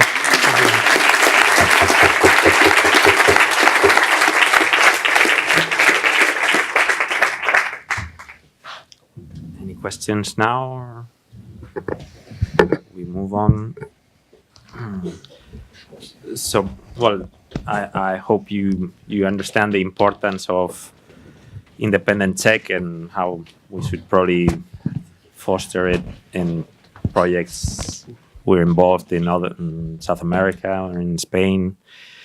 And, well, also to point out that this is part of a fast track in the sense that we are receiving design packages for first peer foundations, and in 2-3 months, those peer foundations are being built at the same time. So design and build process are not only part of the same contract, but are happening at the same time. So that's also why it's so important, the previous phases we've gone through for the basic design and so on. And also why it's so important, the geotechnical part of the project, because it's the fundamental base on which we work, and also a source of discussion many times, because it's not so mathematical as structure. So Christian Moormann, who's the geotechnical specialist and also professor at the University of Stuttgart and head of Moormann Geotechnical Consult, he will be explaining some parts of the geotechnical design as part of the independent check and validation. Thank you, Christian. Yeah, it's a privilege to talk to you today as a geotechnical engineer on a structural conference. Also, I'm a structural engineer. I also studied civil engineering and focused on structural issues, and I hope that I might show you that geotechnical engineering is quite an important aspect of the structural design of major bridge constructions. So what I intend to talk to you is a little bit of introduction. What is a special issue about geotechnics and the geotechnical aspects for major bridges, the significant ones, and then I will talk about the independent geotechnical checking process itself. It was also mentioned that there are different disciplines, and the geotechnical checking is not always part of the checking process. Quite often it starts just at the pile cap, and I think the part focusing on the ground and the subsoil conditions and the soil structure and interaction is important as well. And I will end up with some additional sample projects where we have been involved. Starting with geotechnics, what is special in comparison to other structural disciplines? So we are dealing with a material which is very multifaceted. That means we have the whole range between soil, fine-grained soils, granular soils, organic soils on the one side, rock mass on the other side, usually covered by soil and rock mechanics. But quite often we have also the area in between, which is not so clearly covered by these disciplines. We call it soft rocks or hard soils. So that's typically a weathered rock or alternating sequences of soil and rock, or rocks of alterable strength. And we will see that based on the examples I'm going to show you, that's quite typical that we have to deal with such situations. Yeah, ground is also a natural and native material. You can't order it like steel and concrete, for example. So we always have to start with a ground investigation, which is always characterized by random spot examination. We have single boring, single profiles, and we have to interpret these results to come up with a ground model, and we have uncertainties related to the variability of the layering, and we also have to face the variability of the properties within a so-called homogeneous layer. Here an example of the undrained shear strengths. All the points here are results of laboratory tests, and you can, of course, discuss whether this is a good approximation or whether you should have to choose a more conservative one. And there's no distinctive solution for that. And ground is also a complex material. At the end, it's a porous, multi-phase material. You have the solid phase, the grains. You have the pores with the fluid and with the gaseous phase. And you see here on the right side an example of the interaction of the solid and fluid phase, a hydraulic failure, which is, of course, a really serious failure mode because it's progressive. Why have I personally focused on geotechnic and not on static or concrete science? Because it's, from my point of view, a very fascinating combination of mechanics, of physics, but also of experience. And you have to deal with special technology, tunneling technique. And so you have always different aspects. As the ground investigation, of course, you have to come up with a subsoil model with ground properties. That's also, to a certain degree, interpretation, experience. And you have to choose the right model, whether it's analytical, empirical, or numerical. Probably you have even to choose different ones to make some kind of redundant calculation or prediction. What's also typical is that we, as a geotechnical engineer, have to follow up the execution process, to supervise it, to become aware of differences to what was predicted. And for that reason, we also usually make observations and measurements. And quite often we have to go back and to improve our model during this process. What's quite uncommon for structural engineering, I would guess. Yeah, and also we have to deal with high risk potential. Usually if something went wrong, the consequences are quite severe. Here are some probably well-known examples of a collapsed apartment block in Shanghai, where all the piles have been broken to lateral soil displacements. The well-known collapse of the Nicole Highway in Singapore, where the earth pressure was underestimated and all the bracing system broken with a total collapse. 4 people died. And unfortunately, that's not only related to Asia or other broad regions. We had also very serious damage in Germany 10 years ago. There's a historic archive collapse in the center of Cologne, and we are still investigating this collapse 10 years later. Okay, so I think that's something special, characterizing geotechnical engineering. And if you are dealing with major bridge projects, we have some specific requirements typically. We have to deal with high punctual loads at piers and pylons, not only vertical ones, but quite often lateral ones and moments. And we have to prove, of course, ultimate and serviceability limit state verification. And we have to deal quite often also with non-monotonic actions, earthquake, seismic impact, ship impact, braking forces, wind, and so on, which is for geotechnical engineers also not a typical situation. Quite often we have only monotonic loading, self-weight, and so on we have to take care for. And quite often, I will show a few examples for that, we have to deal with significant interaction effects between the subsoil, the foundation, the substructure, and the superstructure. That's not only, but especially relevant for integral and semi-integral bridges. And quite often we have to deal with further additional aspects like pile group or pile graft behavior, actions due to ground displacement, as already mentioned, scouring, liquefaction, and so on. Yeah, one of the, let's say, major tasks is to come up with a reliable prediction of the displacements. So serviceability limit state quite often is decisive, and of the global foundation stiffness. Quite often such, let's say, simple equations are used to predict the global stiffness parameters, but they are just based on a linear elastic isotropic homogeneous semi-infinite solid model. So plastic effects and nonlinearities, layered soils, it's very difficult to cover that, or it's even impossible to cover that with the simple solutions. And I think that we should always be aware.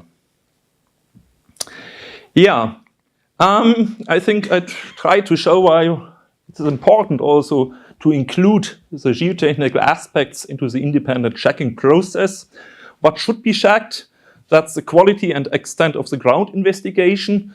Yeah, that means the distance and depth of profiles, an adequate combination of borings and soundings related to the ground situation, the rock core recovery if you're providing direct drilling processes, then the ground model, the ground parameters, and the groundwater conditions evaluated based on the ground investigation. That means the plausibility and justification for the design profiles, the evaluation of the field and laboratory results, or also the reliability of the groundwater measurements. Then the geotechnical concept, of course, That means the plausibility and suitability of the basic concept for the foundation, for the ground improvement, for deep excavations, and whether alternative concepts have been considered or not. And then that's, of course, a key issue, the geotechnical design. That means, has the right model been chosen, whether it's analytical, empirical, or numerical, and whether the input parameters have been chosen also in a reliable, plausible way. And quite often only distinct values have been chosen where better a range of parameters should be considered due to the variability of the ground conditions and the uncertainties related in identifying these parameters. And of course, independent calculations should be executed. And what also should be considered is the impact on adjacent structures. Quite often we have interactions and an influence on other structures. As I already mentioned, the observational concept should be also part of the geotechnical design.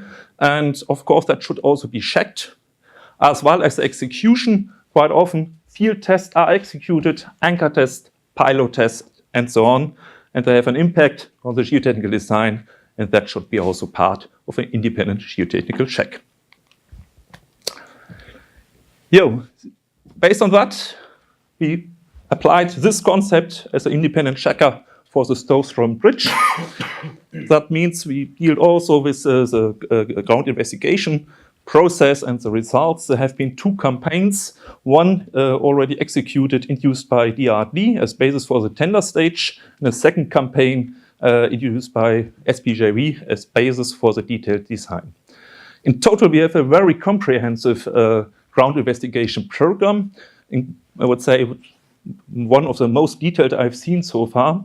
I would say in Germany would be happy probably if you have just half of the measures taken here. And the minimum requirement was 5 CPTUs and 1 borehole per pier, as it's shown here for an example. And for the pylon, 8 CPTUs and 2 boreholes. So in total, we had about 200 CPTUs and 78 boreholes. And it was accompanied by a quite comprehensive laboratory testing program. That means not only classification tests, but also a great number of advanced tests like triaxial tests, odometric tests, and so on. Nevertheless, this was combined by the geotechnical consultant with his long-term experience with Danish ground conditions and the soil profiles and ground properties, mainly based on this general Danish experience and also the experience they gained with other major projects in Denmark. So it's just an impression of one part, 1/3 of the bridge alignment, showing the results in a simplified manner of the ground investigation. In the upper part, that's a yellow one, we have glacial till. That means an over-consolidated stiff clay, which is underlined, it's the green marked profiles here, by chalk, by a partly weathered, partly unweathered limestone. And in the upper part, we have younger material, post-glacial material of lower stiffness. You see there's also certain variability along the bridge alignment. And here a few representative figures taken from the glacial till deposits. You see this over-consolidated clay, partly sandy, gravelly, stiff to very stiff, and a typical grain size distribution. That's a chalk. It's a quite complex material, very difficult already to encounter, to gain coarse samples of good quality due to the unstructured character in the upper part. And so it's a typical example of a weathered soft rock, which becomes partly harder by depth. That's the result of the cone penetration test for one single pier. You can see the different colors belongs to different CPTs executed. There's, of course, a significant variability in this material, which has to be interpreted. And the, let's say, interpretation is shown on the right side. That's the undrained shear strength in the proposal by the geotechnical consultant, how to deal with this situation. That means using average values for the settlement calculations. We also have to deal with the variability within the footprint of a single pier foundation. That's a, let's say, spatial visualization of the variability within the footprint of such a foundation, and to evaluate whether this variability have to be considered for settlement calculations instead of predicting differential settlements, or whether a more global approach is appropriate and using average values. The checking process of the foundations is mainly related to conventional verifications for spread foundations. We have seen this precast caisson foundations, which are placed on a gravel till on the glacial till via gravel pads, which are then compacted. And one, let's say, design approach, which is very reasonable, is that the contact pressure is reduced to maximum 75% of the pre-consolidation stresses. That means we keep a distance to this earlier glacial pre-consolidation state, and that helps to reduce creep displacements quite significantly. As already mentioned, we have to consider the differential settlements due to the ground variability. An important an important aspect is the experience gained for earlier bridge constructions, that are the settlements prediction and the measured settlements for the West Bridge piers of the Storstrøm Bridge. So the measured are the blue line and the calculated as the red line. And the same approach is now used for the settlement prediction of the Storstrøm Bridge. And we have, of course, to consider this experience evaluating differential settlements, which are relevant for the structural design, of course. And another important aspect is the proof of the ship impact for the spread foundations, because that's becoming decisive for the sliding proof. And for some piers, we have to accept plastic irreversible displacements, and therefore we need a dynamic analysis to predict this plastic displacements, which have also impact, of course, on the structural design. As already mentioned by Professor Miranda, sorry, we have some soil improvement at the main bridge. So we use precast concrete driven piles as rigid inclusion, and they are disconnected by a gravel pad from the spread foundations. And of course, we have also to consider the interaction between the caisson, the gravel pad, and the slender piles and the soil by a 3D numerical model, especially taking into account the lateral loads, because that is decisive for the structural proof of the slender piles. Okay, at the end, some further examples of projects we have been involved. I have chosen 4 examples. I will show a few pictures and some basic approaches from the projects we have been involved worldwide. So the first one is the Golden Ears Bridge in Vancouver. It's a 5-span cable-stayed bridge crossing the Fraser River east of Vancouver. And the special considerations have been related to the high seismic activity. So we have a peak ground acceleration of 4.47 G for a 2,500-year earthquake. And the ground conditions, which are shown in this longitudinal section here, are mainly characterized by loose sand and by a weak silt and clay, which you see on the next slide. So that's a normal consolidated marine clay and silt, quite soft, and that are embedded sand layers which have artesian water pressure, and that was a quite difficult boundary condition for the piling work. So the foundation concept mainly based on large diameter bored piles with a diameter of 2.5 meter and length up to 90 meters.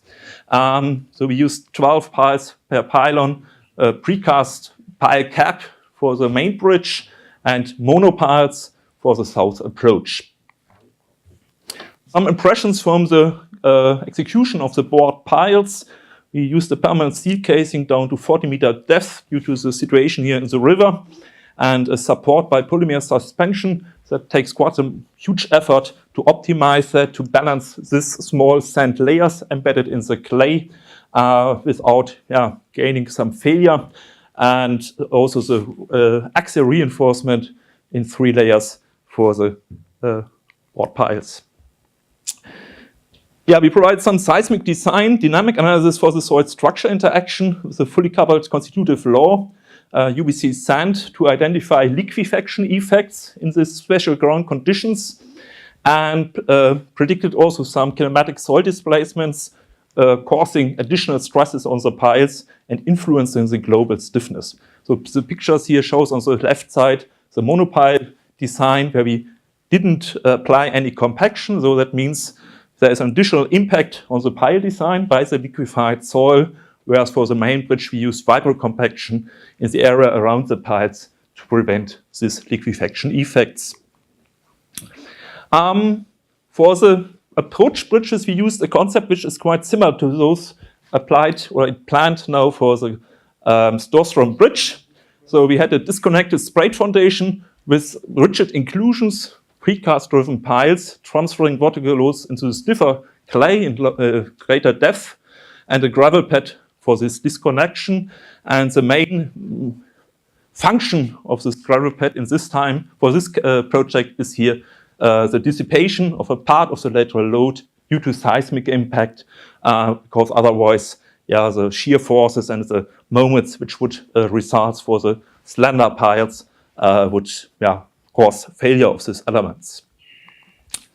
And we realized that there have been really not sufficient experience on this type of foundation concept.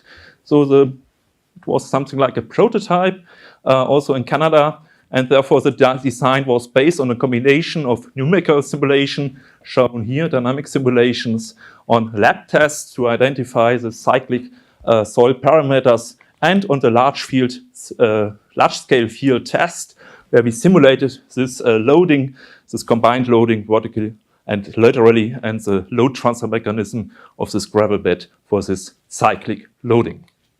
And we realized as a checker that this concept had to be improved for the situations. So we introduced some dowels here, some smaller piles shown in red to improve the load transfer situation. So a few pictures from the execution, so that it will look similar at the Storstrøm Bridge, but we will not be able to see that because that will be underwater conditions then. But that's the situation. Second example is the second bridge crossing the Panama Canal. So Philipp has already talked about the third one. So I was responsible for the geotechnical design for the second one, which was built by Wenger at that time. And we have a really complex ground situation here. And I will show only a few examples or two principal approaches for the foundation design. The bridge, in total 1,000 meter long, cable-stayed bridge with a main span of 420 meters with two 184 meter high pylons. And we will first look on the east side where we have basalt. So a spread foundation could be realized, but you can see here that the situation was still complex because we have some inclusions in this sound basalt which have to be excavated and to allow also allowable contact pressure about 5 megapascal in the whole area. On the west side, the situation was more complex. It's a so-called cucaracha formation. It was described as a chaotic geology. So it's characterized by clay shales that are fissured tuffs with slick and slide surfaces, which already had caused significant slope failures in the last 100 years. The first years, the canal has to be closed several times due to slope failures which just occurred in this part of the canal, and also some sandstone and conglomerate. And also it was described as a homogeneous material. We realized later that the material was very inhomogeneous, very variable, and we come up with a designed for board pile foundations using board piles with a diameter of 2 meters. And as there had been no experience at all with board piles in this volcanic soft rock, we recommended the execution of 3 static pile load tests using the Osterberg technique. And that's a foundation design which was then be realized for the pylon and the 2 adjacent piers. So we executed a static load test at each pier. For the pylon, we had a separate test pile. For the other piles, we just used the central pile here for the load test, because that's the most representative place. And it's also the most economic way, because you can use then the test piles later on as working piles. So some impressions from the installation. These are these Osterberg cells which are integrated into the pile shaft. So you don't need an additional loading frame at the ground surface, because the cells are integrated in the pile shaft. I will not go into detail, but just show you the results. So that's just the skin friction along the pile shaft. So it's fully in the cucaracha formation, but we have realized or identified a variability which is really impressive. The skin friction varies between 65 and 450 kilonewton per square meter in this material, and that is of course not a conventional situation. And another aspect to improve, to optimize the foundation, was a very detailed consideration, evaluation of the pile group behavior. Of course, you have to consider the pile interaction effects in axial directions, and you have to realize that a pile, or the pile load behavior, depends on the position of the pile inside the pile group, the lateral pile-pile interaction, and the pile-pile interaction due to moments. And concerning the last aspect, I just want to mention that the usual approach to use linear springs to represent the pile settlement behavior in the structural design is not appropriate. You overpredict the pile forces at the edges and the corner piles, and you neglect the load redistribution into the inner part of the pile group, and therefore you have to use at least nonlinear springs to come up with the economic pile design for such type of foundation. Quite important. Yeah, another aspect, just to mention that, in sense of structural engineering, we also developed together with a structural engineer an optimized bearing concept for the deck. That means some additional freedom degrees have been introduced, which helps to reduce significantly the constraint forces in the foundation loads, especially due to earthquake. A few impressions from the construction stage. So in total, a substantial foundation optimization was reached by this additional ground investigation we proposed, by the static pile load test, by consideration of the pile-pile interactions, and by the modification of the bearing layout of the superstructure. And this picture shows more or less the impact. So the red boxes show the design, the foundation design during the tender stage, and the yellow boxes show what has been executed. That means in total we have reduced the total pile length by 70% and the foundation volume by 25%, and that was really an important contribution to the 21-month world record construction period. The whole bridges, including the foundation, has been completed within 21 months.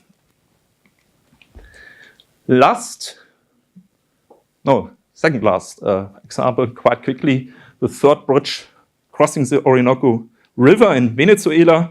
So it's a bridge with a total length of about 11 kilometers. A main bridge is a 2-story cable-stayed bridge because it's a combined railway road bridge with a length of 2,280 meters, with a main span of 360 meters. And the ground situation is again very heterogeneous. We have alternating layering of fluvial sediments and reach a weathered claystone sandstone called limolita in a depth of 40 to 70 meters. A few impressions. The bridge is about 650 kilometers away from the coastline. Nevertheless, depending on the raining season, the width of the Orinoco can be up to 4-5 kilometers, and if we have really heavy wet situations, up to 8 kilometers. So I was on the boat, on a small boat in the middle of the river. You can't see any coastline anywhere. It was a feeling like lost on sea. There was also a thunderstorm at the same moment, so I was really happy to see my family again. What was special, we have to consider erosion and scour. In total about 14 meters, because it was not possible to prevent any type of scour protection. So that means that have to be considered for the pile design. And additionally also a ship impact, because there are huge pushing units for iron ore. And so we had 22 meganewton as impact load on the piers. And that was a really difficult situation. And of course, we have to apply, again, pile foundations here. So large diameter board piles, 2.5 meters in diameter, 90 meters in length. In total, about 1,000 piles have been executed. And of course, again, an economical optimization was a quite important aspect for the total cost, of course.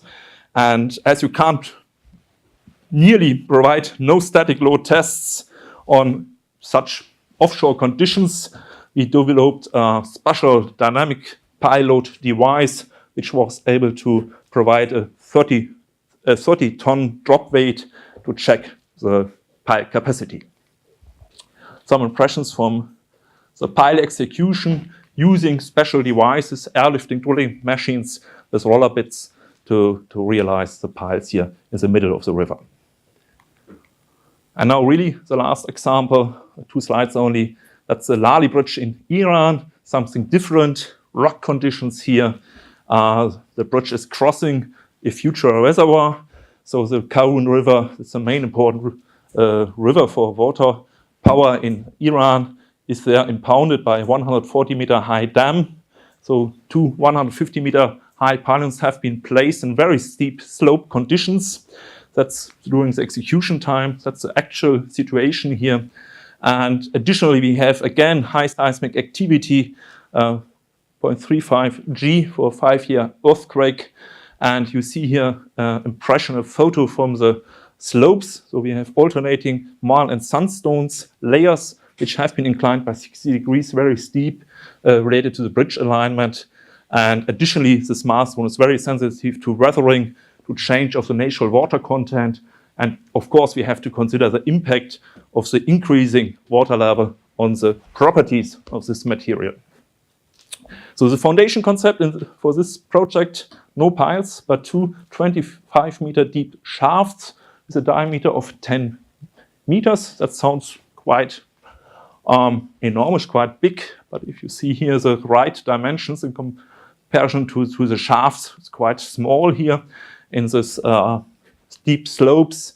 And we spent much efforts in the design process, using also numerical 3D models, simulating the whole situation here and considering the impact of the reservoir filling in sense of changing the stress status, changing the properties of the weathered rock, but also the dynamic forces of the water during earthquake on the whole slope stability.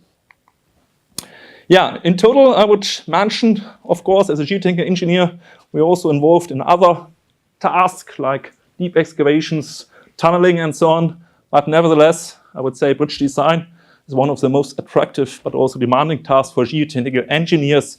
And the probably 3 main aspects are the integrated design concept of foundation and bridge structure. I think that's the precondition for a sustainable optimization for major bridge projects. And the foundation concept is quite often a decisive factor for construction time and budget. Unfortunately, you don't see it later on. You can't show it to your children. But nevertheless, it takes often quite long time for the piling work and all this foundation work. And if you can optimize and reduce that, that's a really big benefit for the project usually. Yeah, and I think it's an example where you need a strong collaboration between structural and geotechnical engineers, because you have to evaluate the interaction effects, not only for seismic impact or integral bridges, but also for other projects. In this sense, thank you very much for your attention.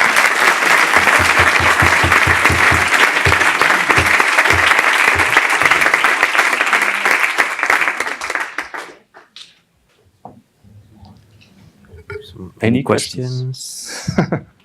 Antonio? Yes, I've got a question for Barbara as a part of the administration.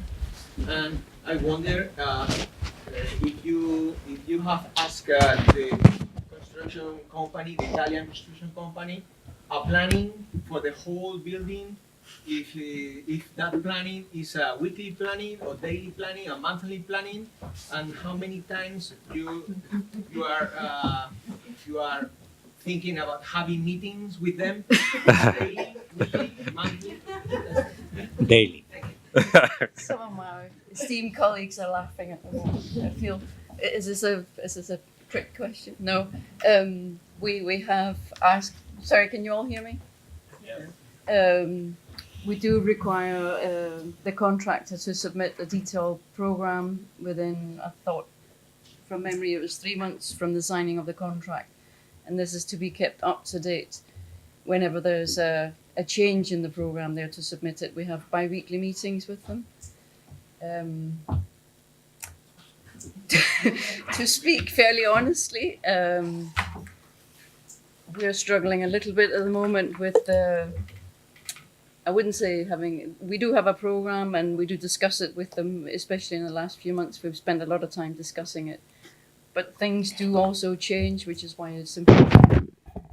I think it's like setting a course from a ship you want to get from Santander to America, but sometimes you get hit by a storm and you have to have a plan to be able to change it, I think. And we do what we can to suggest optimizations. I don't know if that was an answer to the question. We do monitor the contractors' program. We comment on it as best we can, make suggestions of improvement, but it's essentially up to the contractor to steer the ship across the sea. Anyway, if I can add one consideration, is that it's just to explain in an objective, possibly more or less objective way. As you have seen, there were two sets of geotechnical investigation. One before the design, baseline one, was done by the client, by the employer.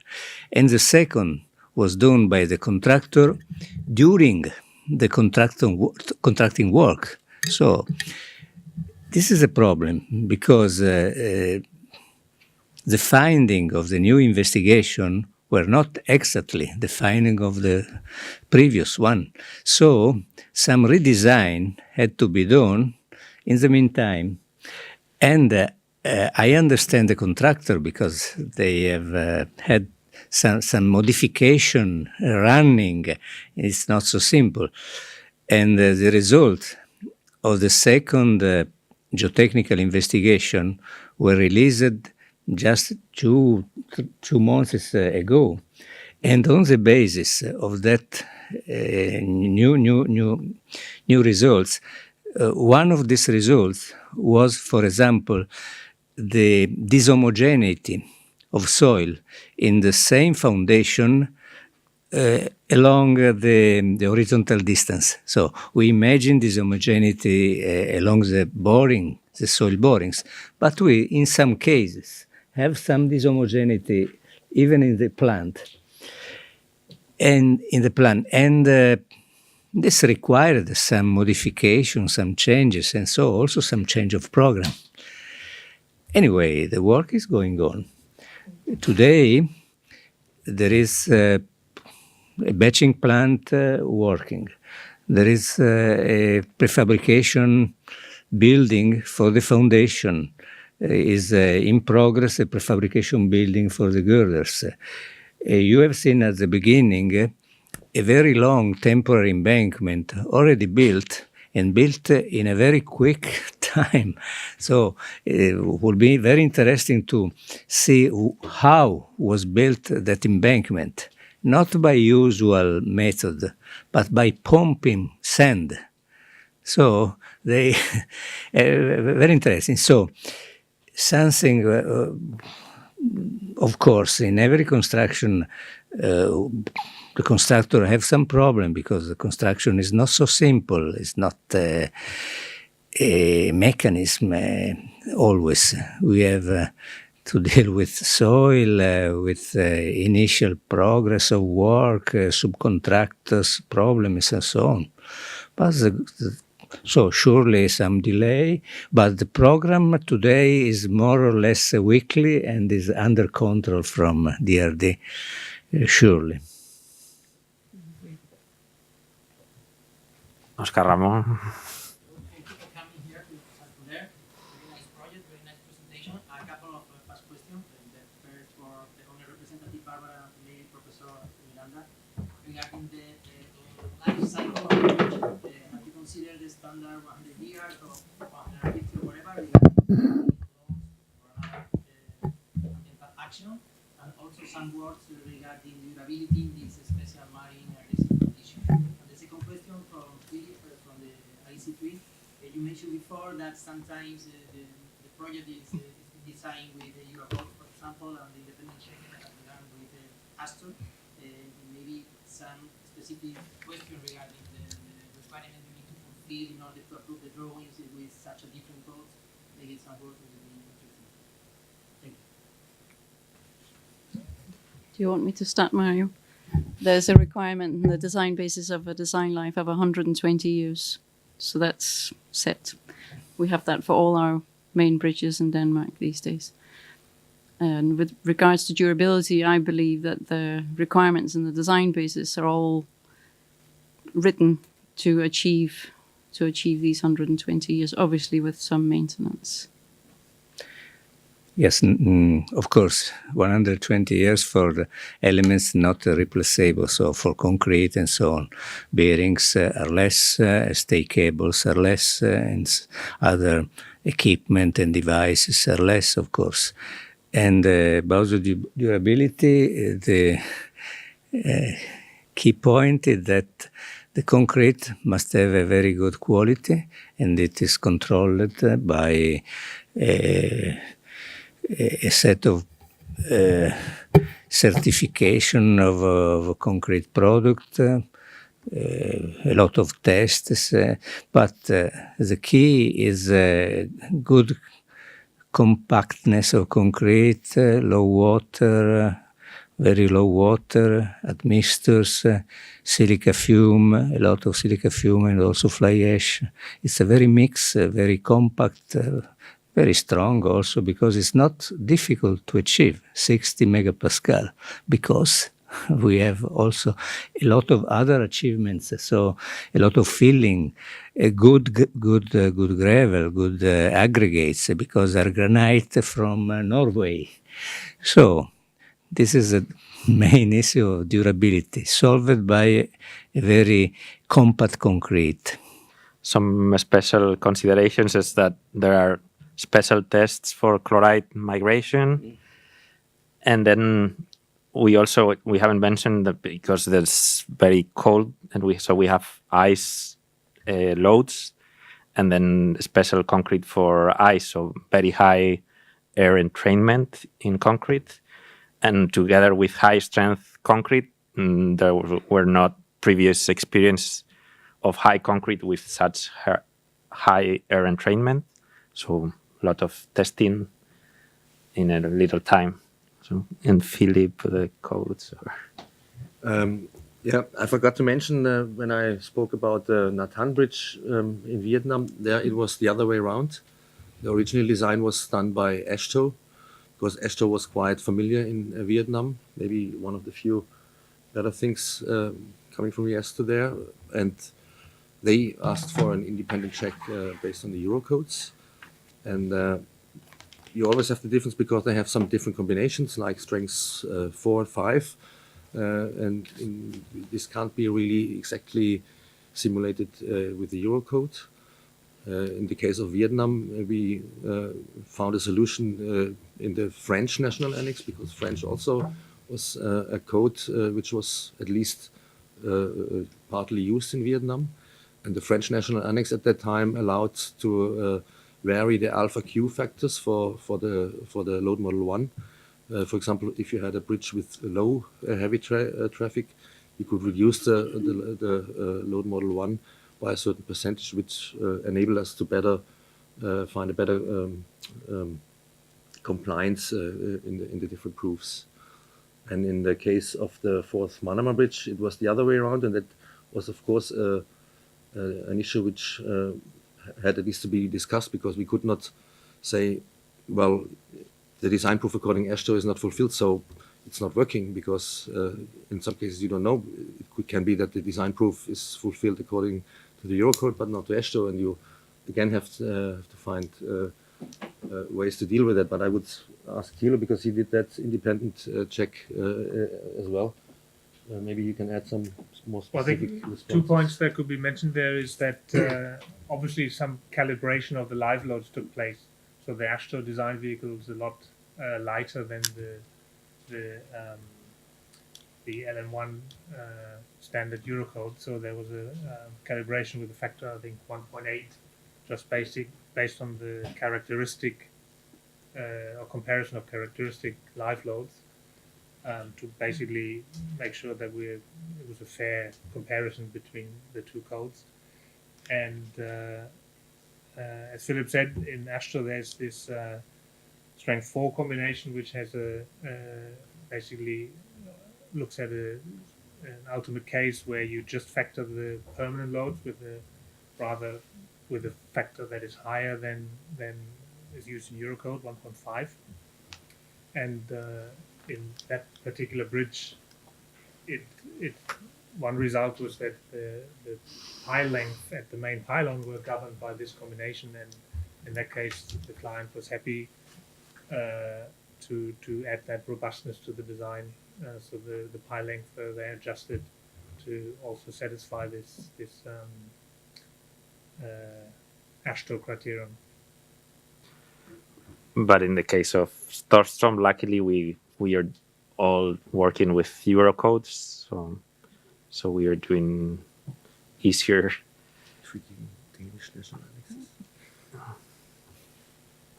Question for Barbara. Let's have here Google Maps. The Storstrøm is the straße, the road E47, E47. 40. Very important European. Yes. But the I'm sorry. I suppose that if I were before this work from Hamburg, to go to Copenhagen, I couldn't go for Storstrøm.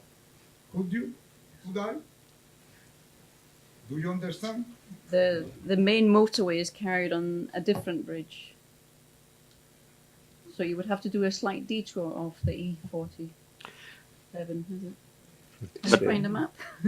But passenger trains now going from Hamburg, Passenger trains you go take across the Storstrøm Bridge. and you take a ferry, or Could I go before the war? There is Yes, train? yes. Yes, there is a. Trains today, but it's Yes. on the old bridge, Why which is have you make so huge work? because we back Because in why? 2011 there was some cracks found in the existing bridge of the superstructure, and actually there was the all train traffic was stopped for over a week. So there was no trains going north or south, which started, the politicians suddenly very quickly found some money to put a feasibility study together, which was carried out in about 3 months to look at what was the the social, financial, most optimum solution? Was it to refurbish the existing bridge with either 1 or 2 railway tracks, maybe taking away the road? There's just a local road because the motorway is on a different bridge. Was it to do a tunnel? We're investigating a tunnel as well. Was it to do a new bridge with 1 or 2 railway tracks? Or was it even to keep the existing bridge for road traffic and a new... There was about 8 different scenarios that were investigated in these 3 months. And the outcome of this feasibility study was that for the whole social effect, the most optimum solution was a new bridge, the 2 railway tracks, a road which was argued, some of it was argued because we needed an access for the emergency service in case of a railway accident. So we always would have to have maybe 5 meters of road. So adding a few meters extra to get a real 2-lane road didn't cost that much more. And also this local road is very important in the local area for people to go to work. So yes, you can go now, and you always could before the bridge, but it's in really poor condition. So actually we're monitoring the footpath at the moment to make sure it doesn't fall off before we finish the new bridge, which I can happily say we've just concluded it's not a problem. It will last a few more years. So yes, you can go across today, but to secure the railway traffic when the Fehmarn Belt opens and the 2-way traffic on the railway, and in order to also save the local traffic, it is a good solution. In 10 years, like 80 high-speed trains per day will be crossing, and then to go to Hamburg, they will go through the underwater Fehmarn Belt tunnel. That's, I don't know how long. 10 kilometers. 10 years. That's the Germans. I have a question about the sand layer that you put beneath the foundation. This is a maritime work. I imagine there are strong currents there. Have you engineered this protection and what margin has absorbed any settlement in the foundation? Any difference between the projected state and the real estate? But current is not so high, so quick. The speed of current is not, but there is cold protection, sure, was designed according to the Danish codes and so on. And about the settlement and the possible difference between theoretical value and real value, I explained that we designed a system of adjustment, multiple adjustment, by building the piers in segments with adjustable segments. This is the margin is about 40 millimeter, 50 millimeters, and there will be a constant. We are confident in our geotechnical engineers, and for every foundation we have 5 soil borings made in different campaign. So for every foundation you know everything. So geotechnics is an advanced discipline, and we rely not completely. So we get some margin, some adjustment possibility, but everything will be monitored. So after the first placing of foundation, we measure exactly the first settlement, and we compare the first settlement with the theoretical one. And by this method, we are able to understand and to forecast the final settlement. Anyway, we have many centimeters of possible adjustment at the pier level. We have another adjustment at the bearing base level, bearing blocks levels, and And so this is a method.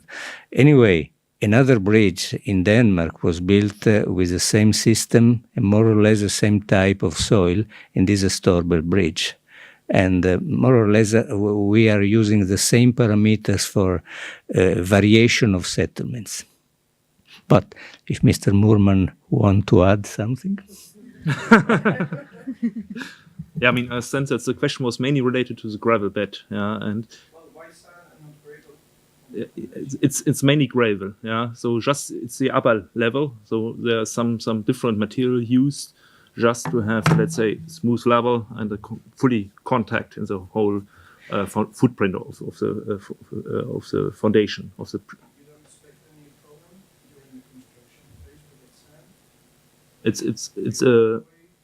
It's a coarse sand, yeah. It's not really, let's say, a fine sand. It's mainly gravel material, yeah. Broken gravel, yeah. So it's a very high shear strength. It's placed in layers. It's compacted layer by layer. Yeah.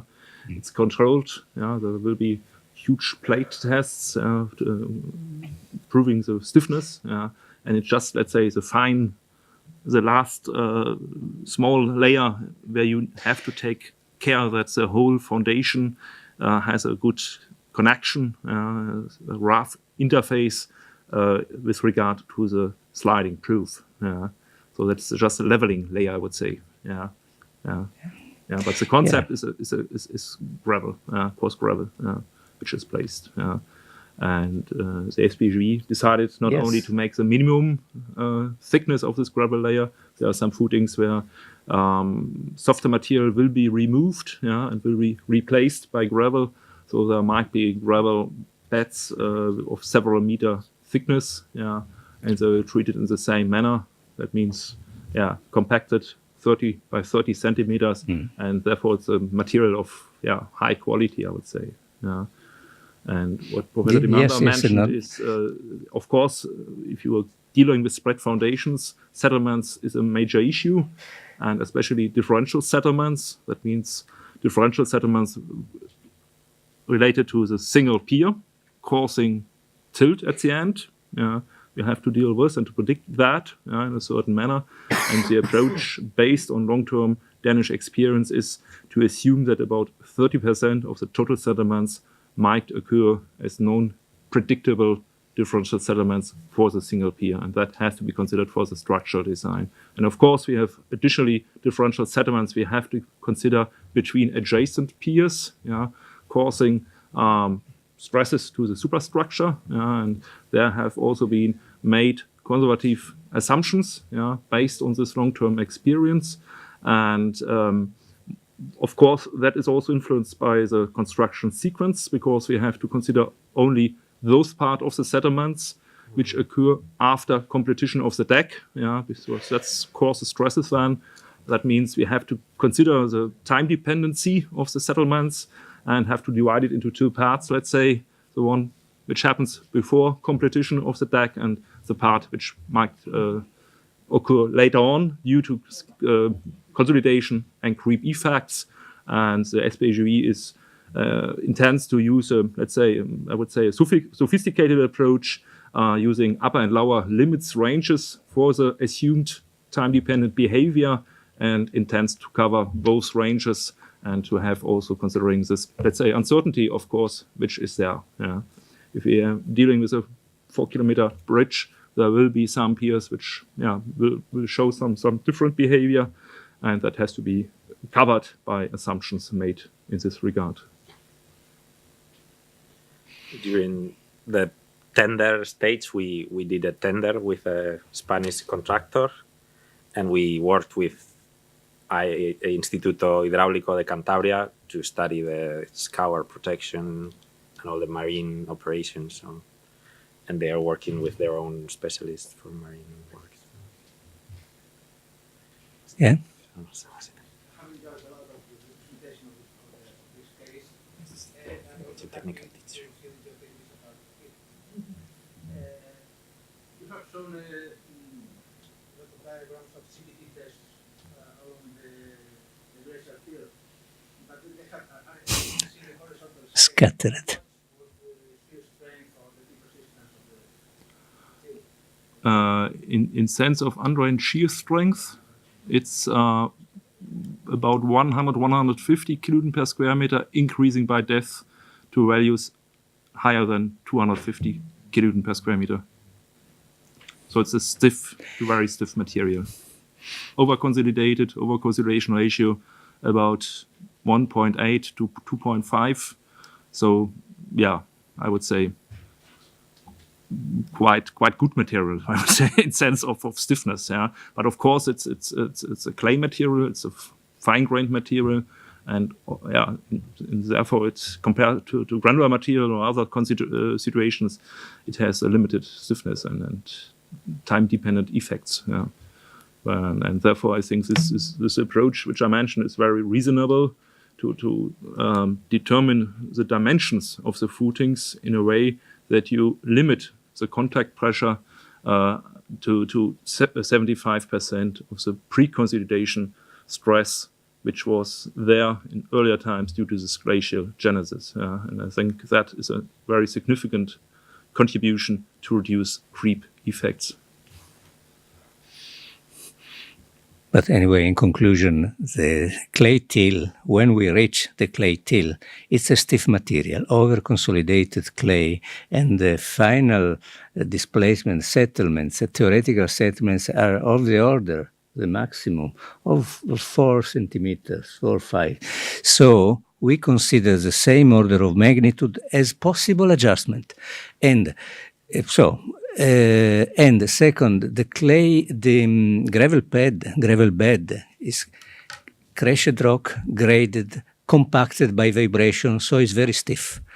The superficial part of sand is aimed mainly for placing the foundation and allowing a good adjustment of the foundation.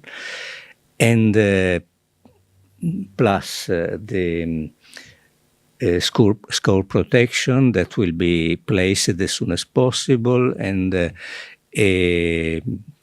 all operation well programmed and quick, plus current not so high in that area.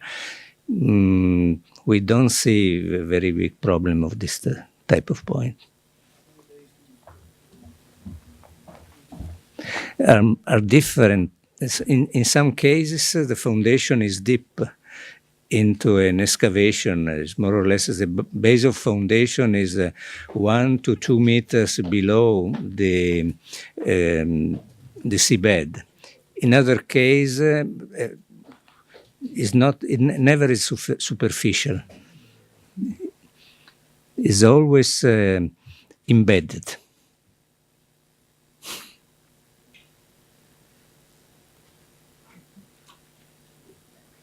And I mean, all the scour protection measures are also part of the independent checking process. So that's also reviewed. Other question? Question for Moormann. You talked before about the differences between the numerical results of the settlements and the real results of those settlements. Are you planning to do some kind of a verification about the rotational stiffness of the foundations? Some kind of verification? Of the vertical stiffness. Yeah. Yes. Every time we place a foundation. Every time we place a foundation, we make topographical measurement, survey of vertical, horizontal, and rotation. And this measurement will be made for all the construction of pier. I'm not talking about the physical position of the foundation. We are talking about the global rotational stiffness. Is it that what you mentioned? Yeah. That is calculated, I would say. Yeah. So will be measured. Planning to measure the settlements. Are you making some kind of, I don't know? We are not planning some kind of field test or verification test, because I think that's quite difficult to handle. Yeah? I mean, there have been once a test in the northern part of Germany for a large caisson foundation for a wind turbine, which was then loaded laterally in the real scale. It was a really huge field test, which cost millions of euros. And the idea was to come up with a new prototype for this casing foundations for offshore wind turbines. And there they have placed it on let's say, typical ground conditions for the North Sea, and have conducted cyclic lateral loading, and then, of course, have investigated this rotational stiffness in real scale. Yeah, but we are not planning to do anything like that because, yeah, it's really hard to realize such things. And I think we have quite good knowledge about the behavior of this glacial till. So it's typical material for Denmark. It's placed anywhere from Skagen to Bornholm, like something like that. And therefore, I think we can trust on this experience and use it for then numerical calculations to predict the rotational stiffness. I mean, you have quite large casing foundations, and especially if you have some embedment also in the material, you can also consider, let's say, lateral earth pressure on the side walls, which also might contribute to some extent. Anyway, I repeat that we will place some inclinometer. Do you know what is an inclinometer? So we are able to survey even the inclination of the foundation during the loading. Prediction and observation. Prediction and survey during construction.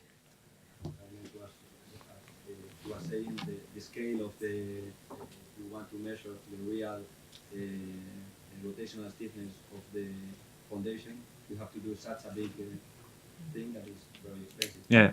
What about that? Not about the behavior during the life.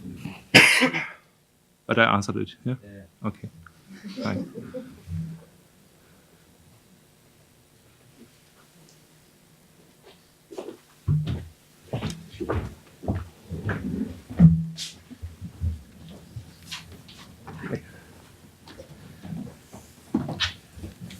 Hello.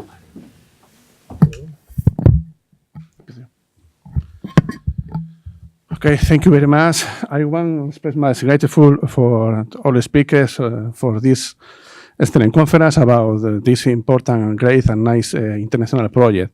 Thank you very much for your contribution. Different contributions from point of view of the supervision geotechnical, supervision, structural supervision, the very important from point of view of the administration, Danish administration, and the great contribution and excellent conference, Professor Miranda.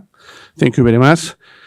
I absolutely agree with you about this message for our students, the real important, the values of this conference for our students, but also for our professors. One only question for you. When will be the next conference about Storstrøm project here in Santander? Next year or better 2 years later?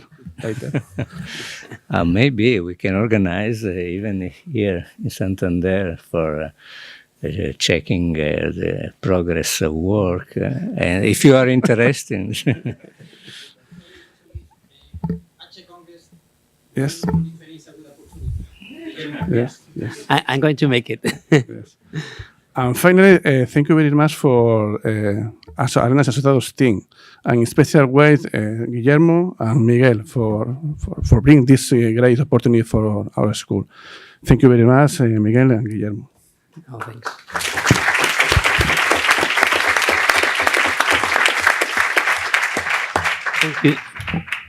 Thank you to all people here today for the presentations and making your time here in Santander. You are always welcome. Next year we have a very important event here, that is the International Congress for Structural Engineers, ACE, that after 20 years is going to be here, and we are supporting that, and if you are invited to be here again, of course, with the Storstrøm Bridge and other contributions. And thank you very much, Professor Mario de Miranda. Thank you very much, Moormann, Barbara, and Philipp, Tilo. It's a pleasure to be here in Santander. For structural engineers here in our city, it's a very, it's not a big city, but there are lots of structural engineers here in the audience, and we are always pressured with international talent and supporting us. Thank you very much.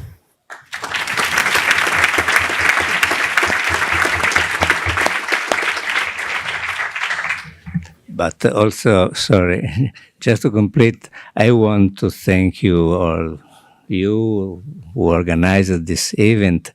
Very interesting for us, because it's a moment of joining of designer and the employer and the checkers that are not on a different position, but have all the same position of building this bridge. This is our scope, aim, objective, and anyway, I thank you very much, all of you, students, professors, engineers, for your presence, your attention, your questions, your participation. Hoping to see you next occasion. Thank you.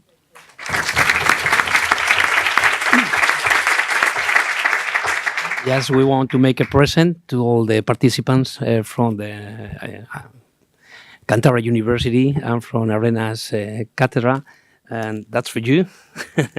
Herr Moormann, please. Thank you very much. Barbara, thank you very much.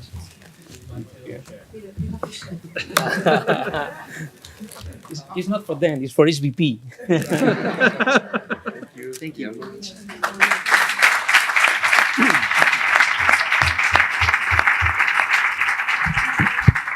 Bueno, y finalmente acabar como empezamos, con un mensaje también en español, incidiendo otra vez en el mensaje que traté de transmitir al principio, ¿no?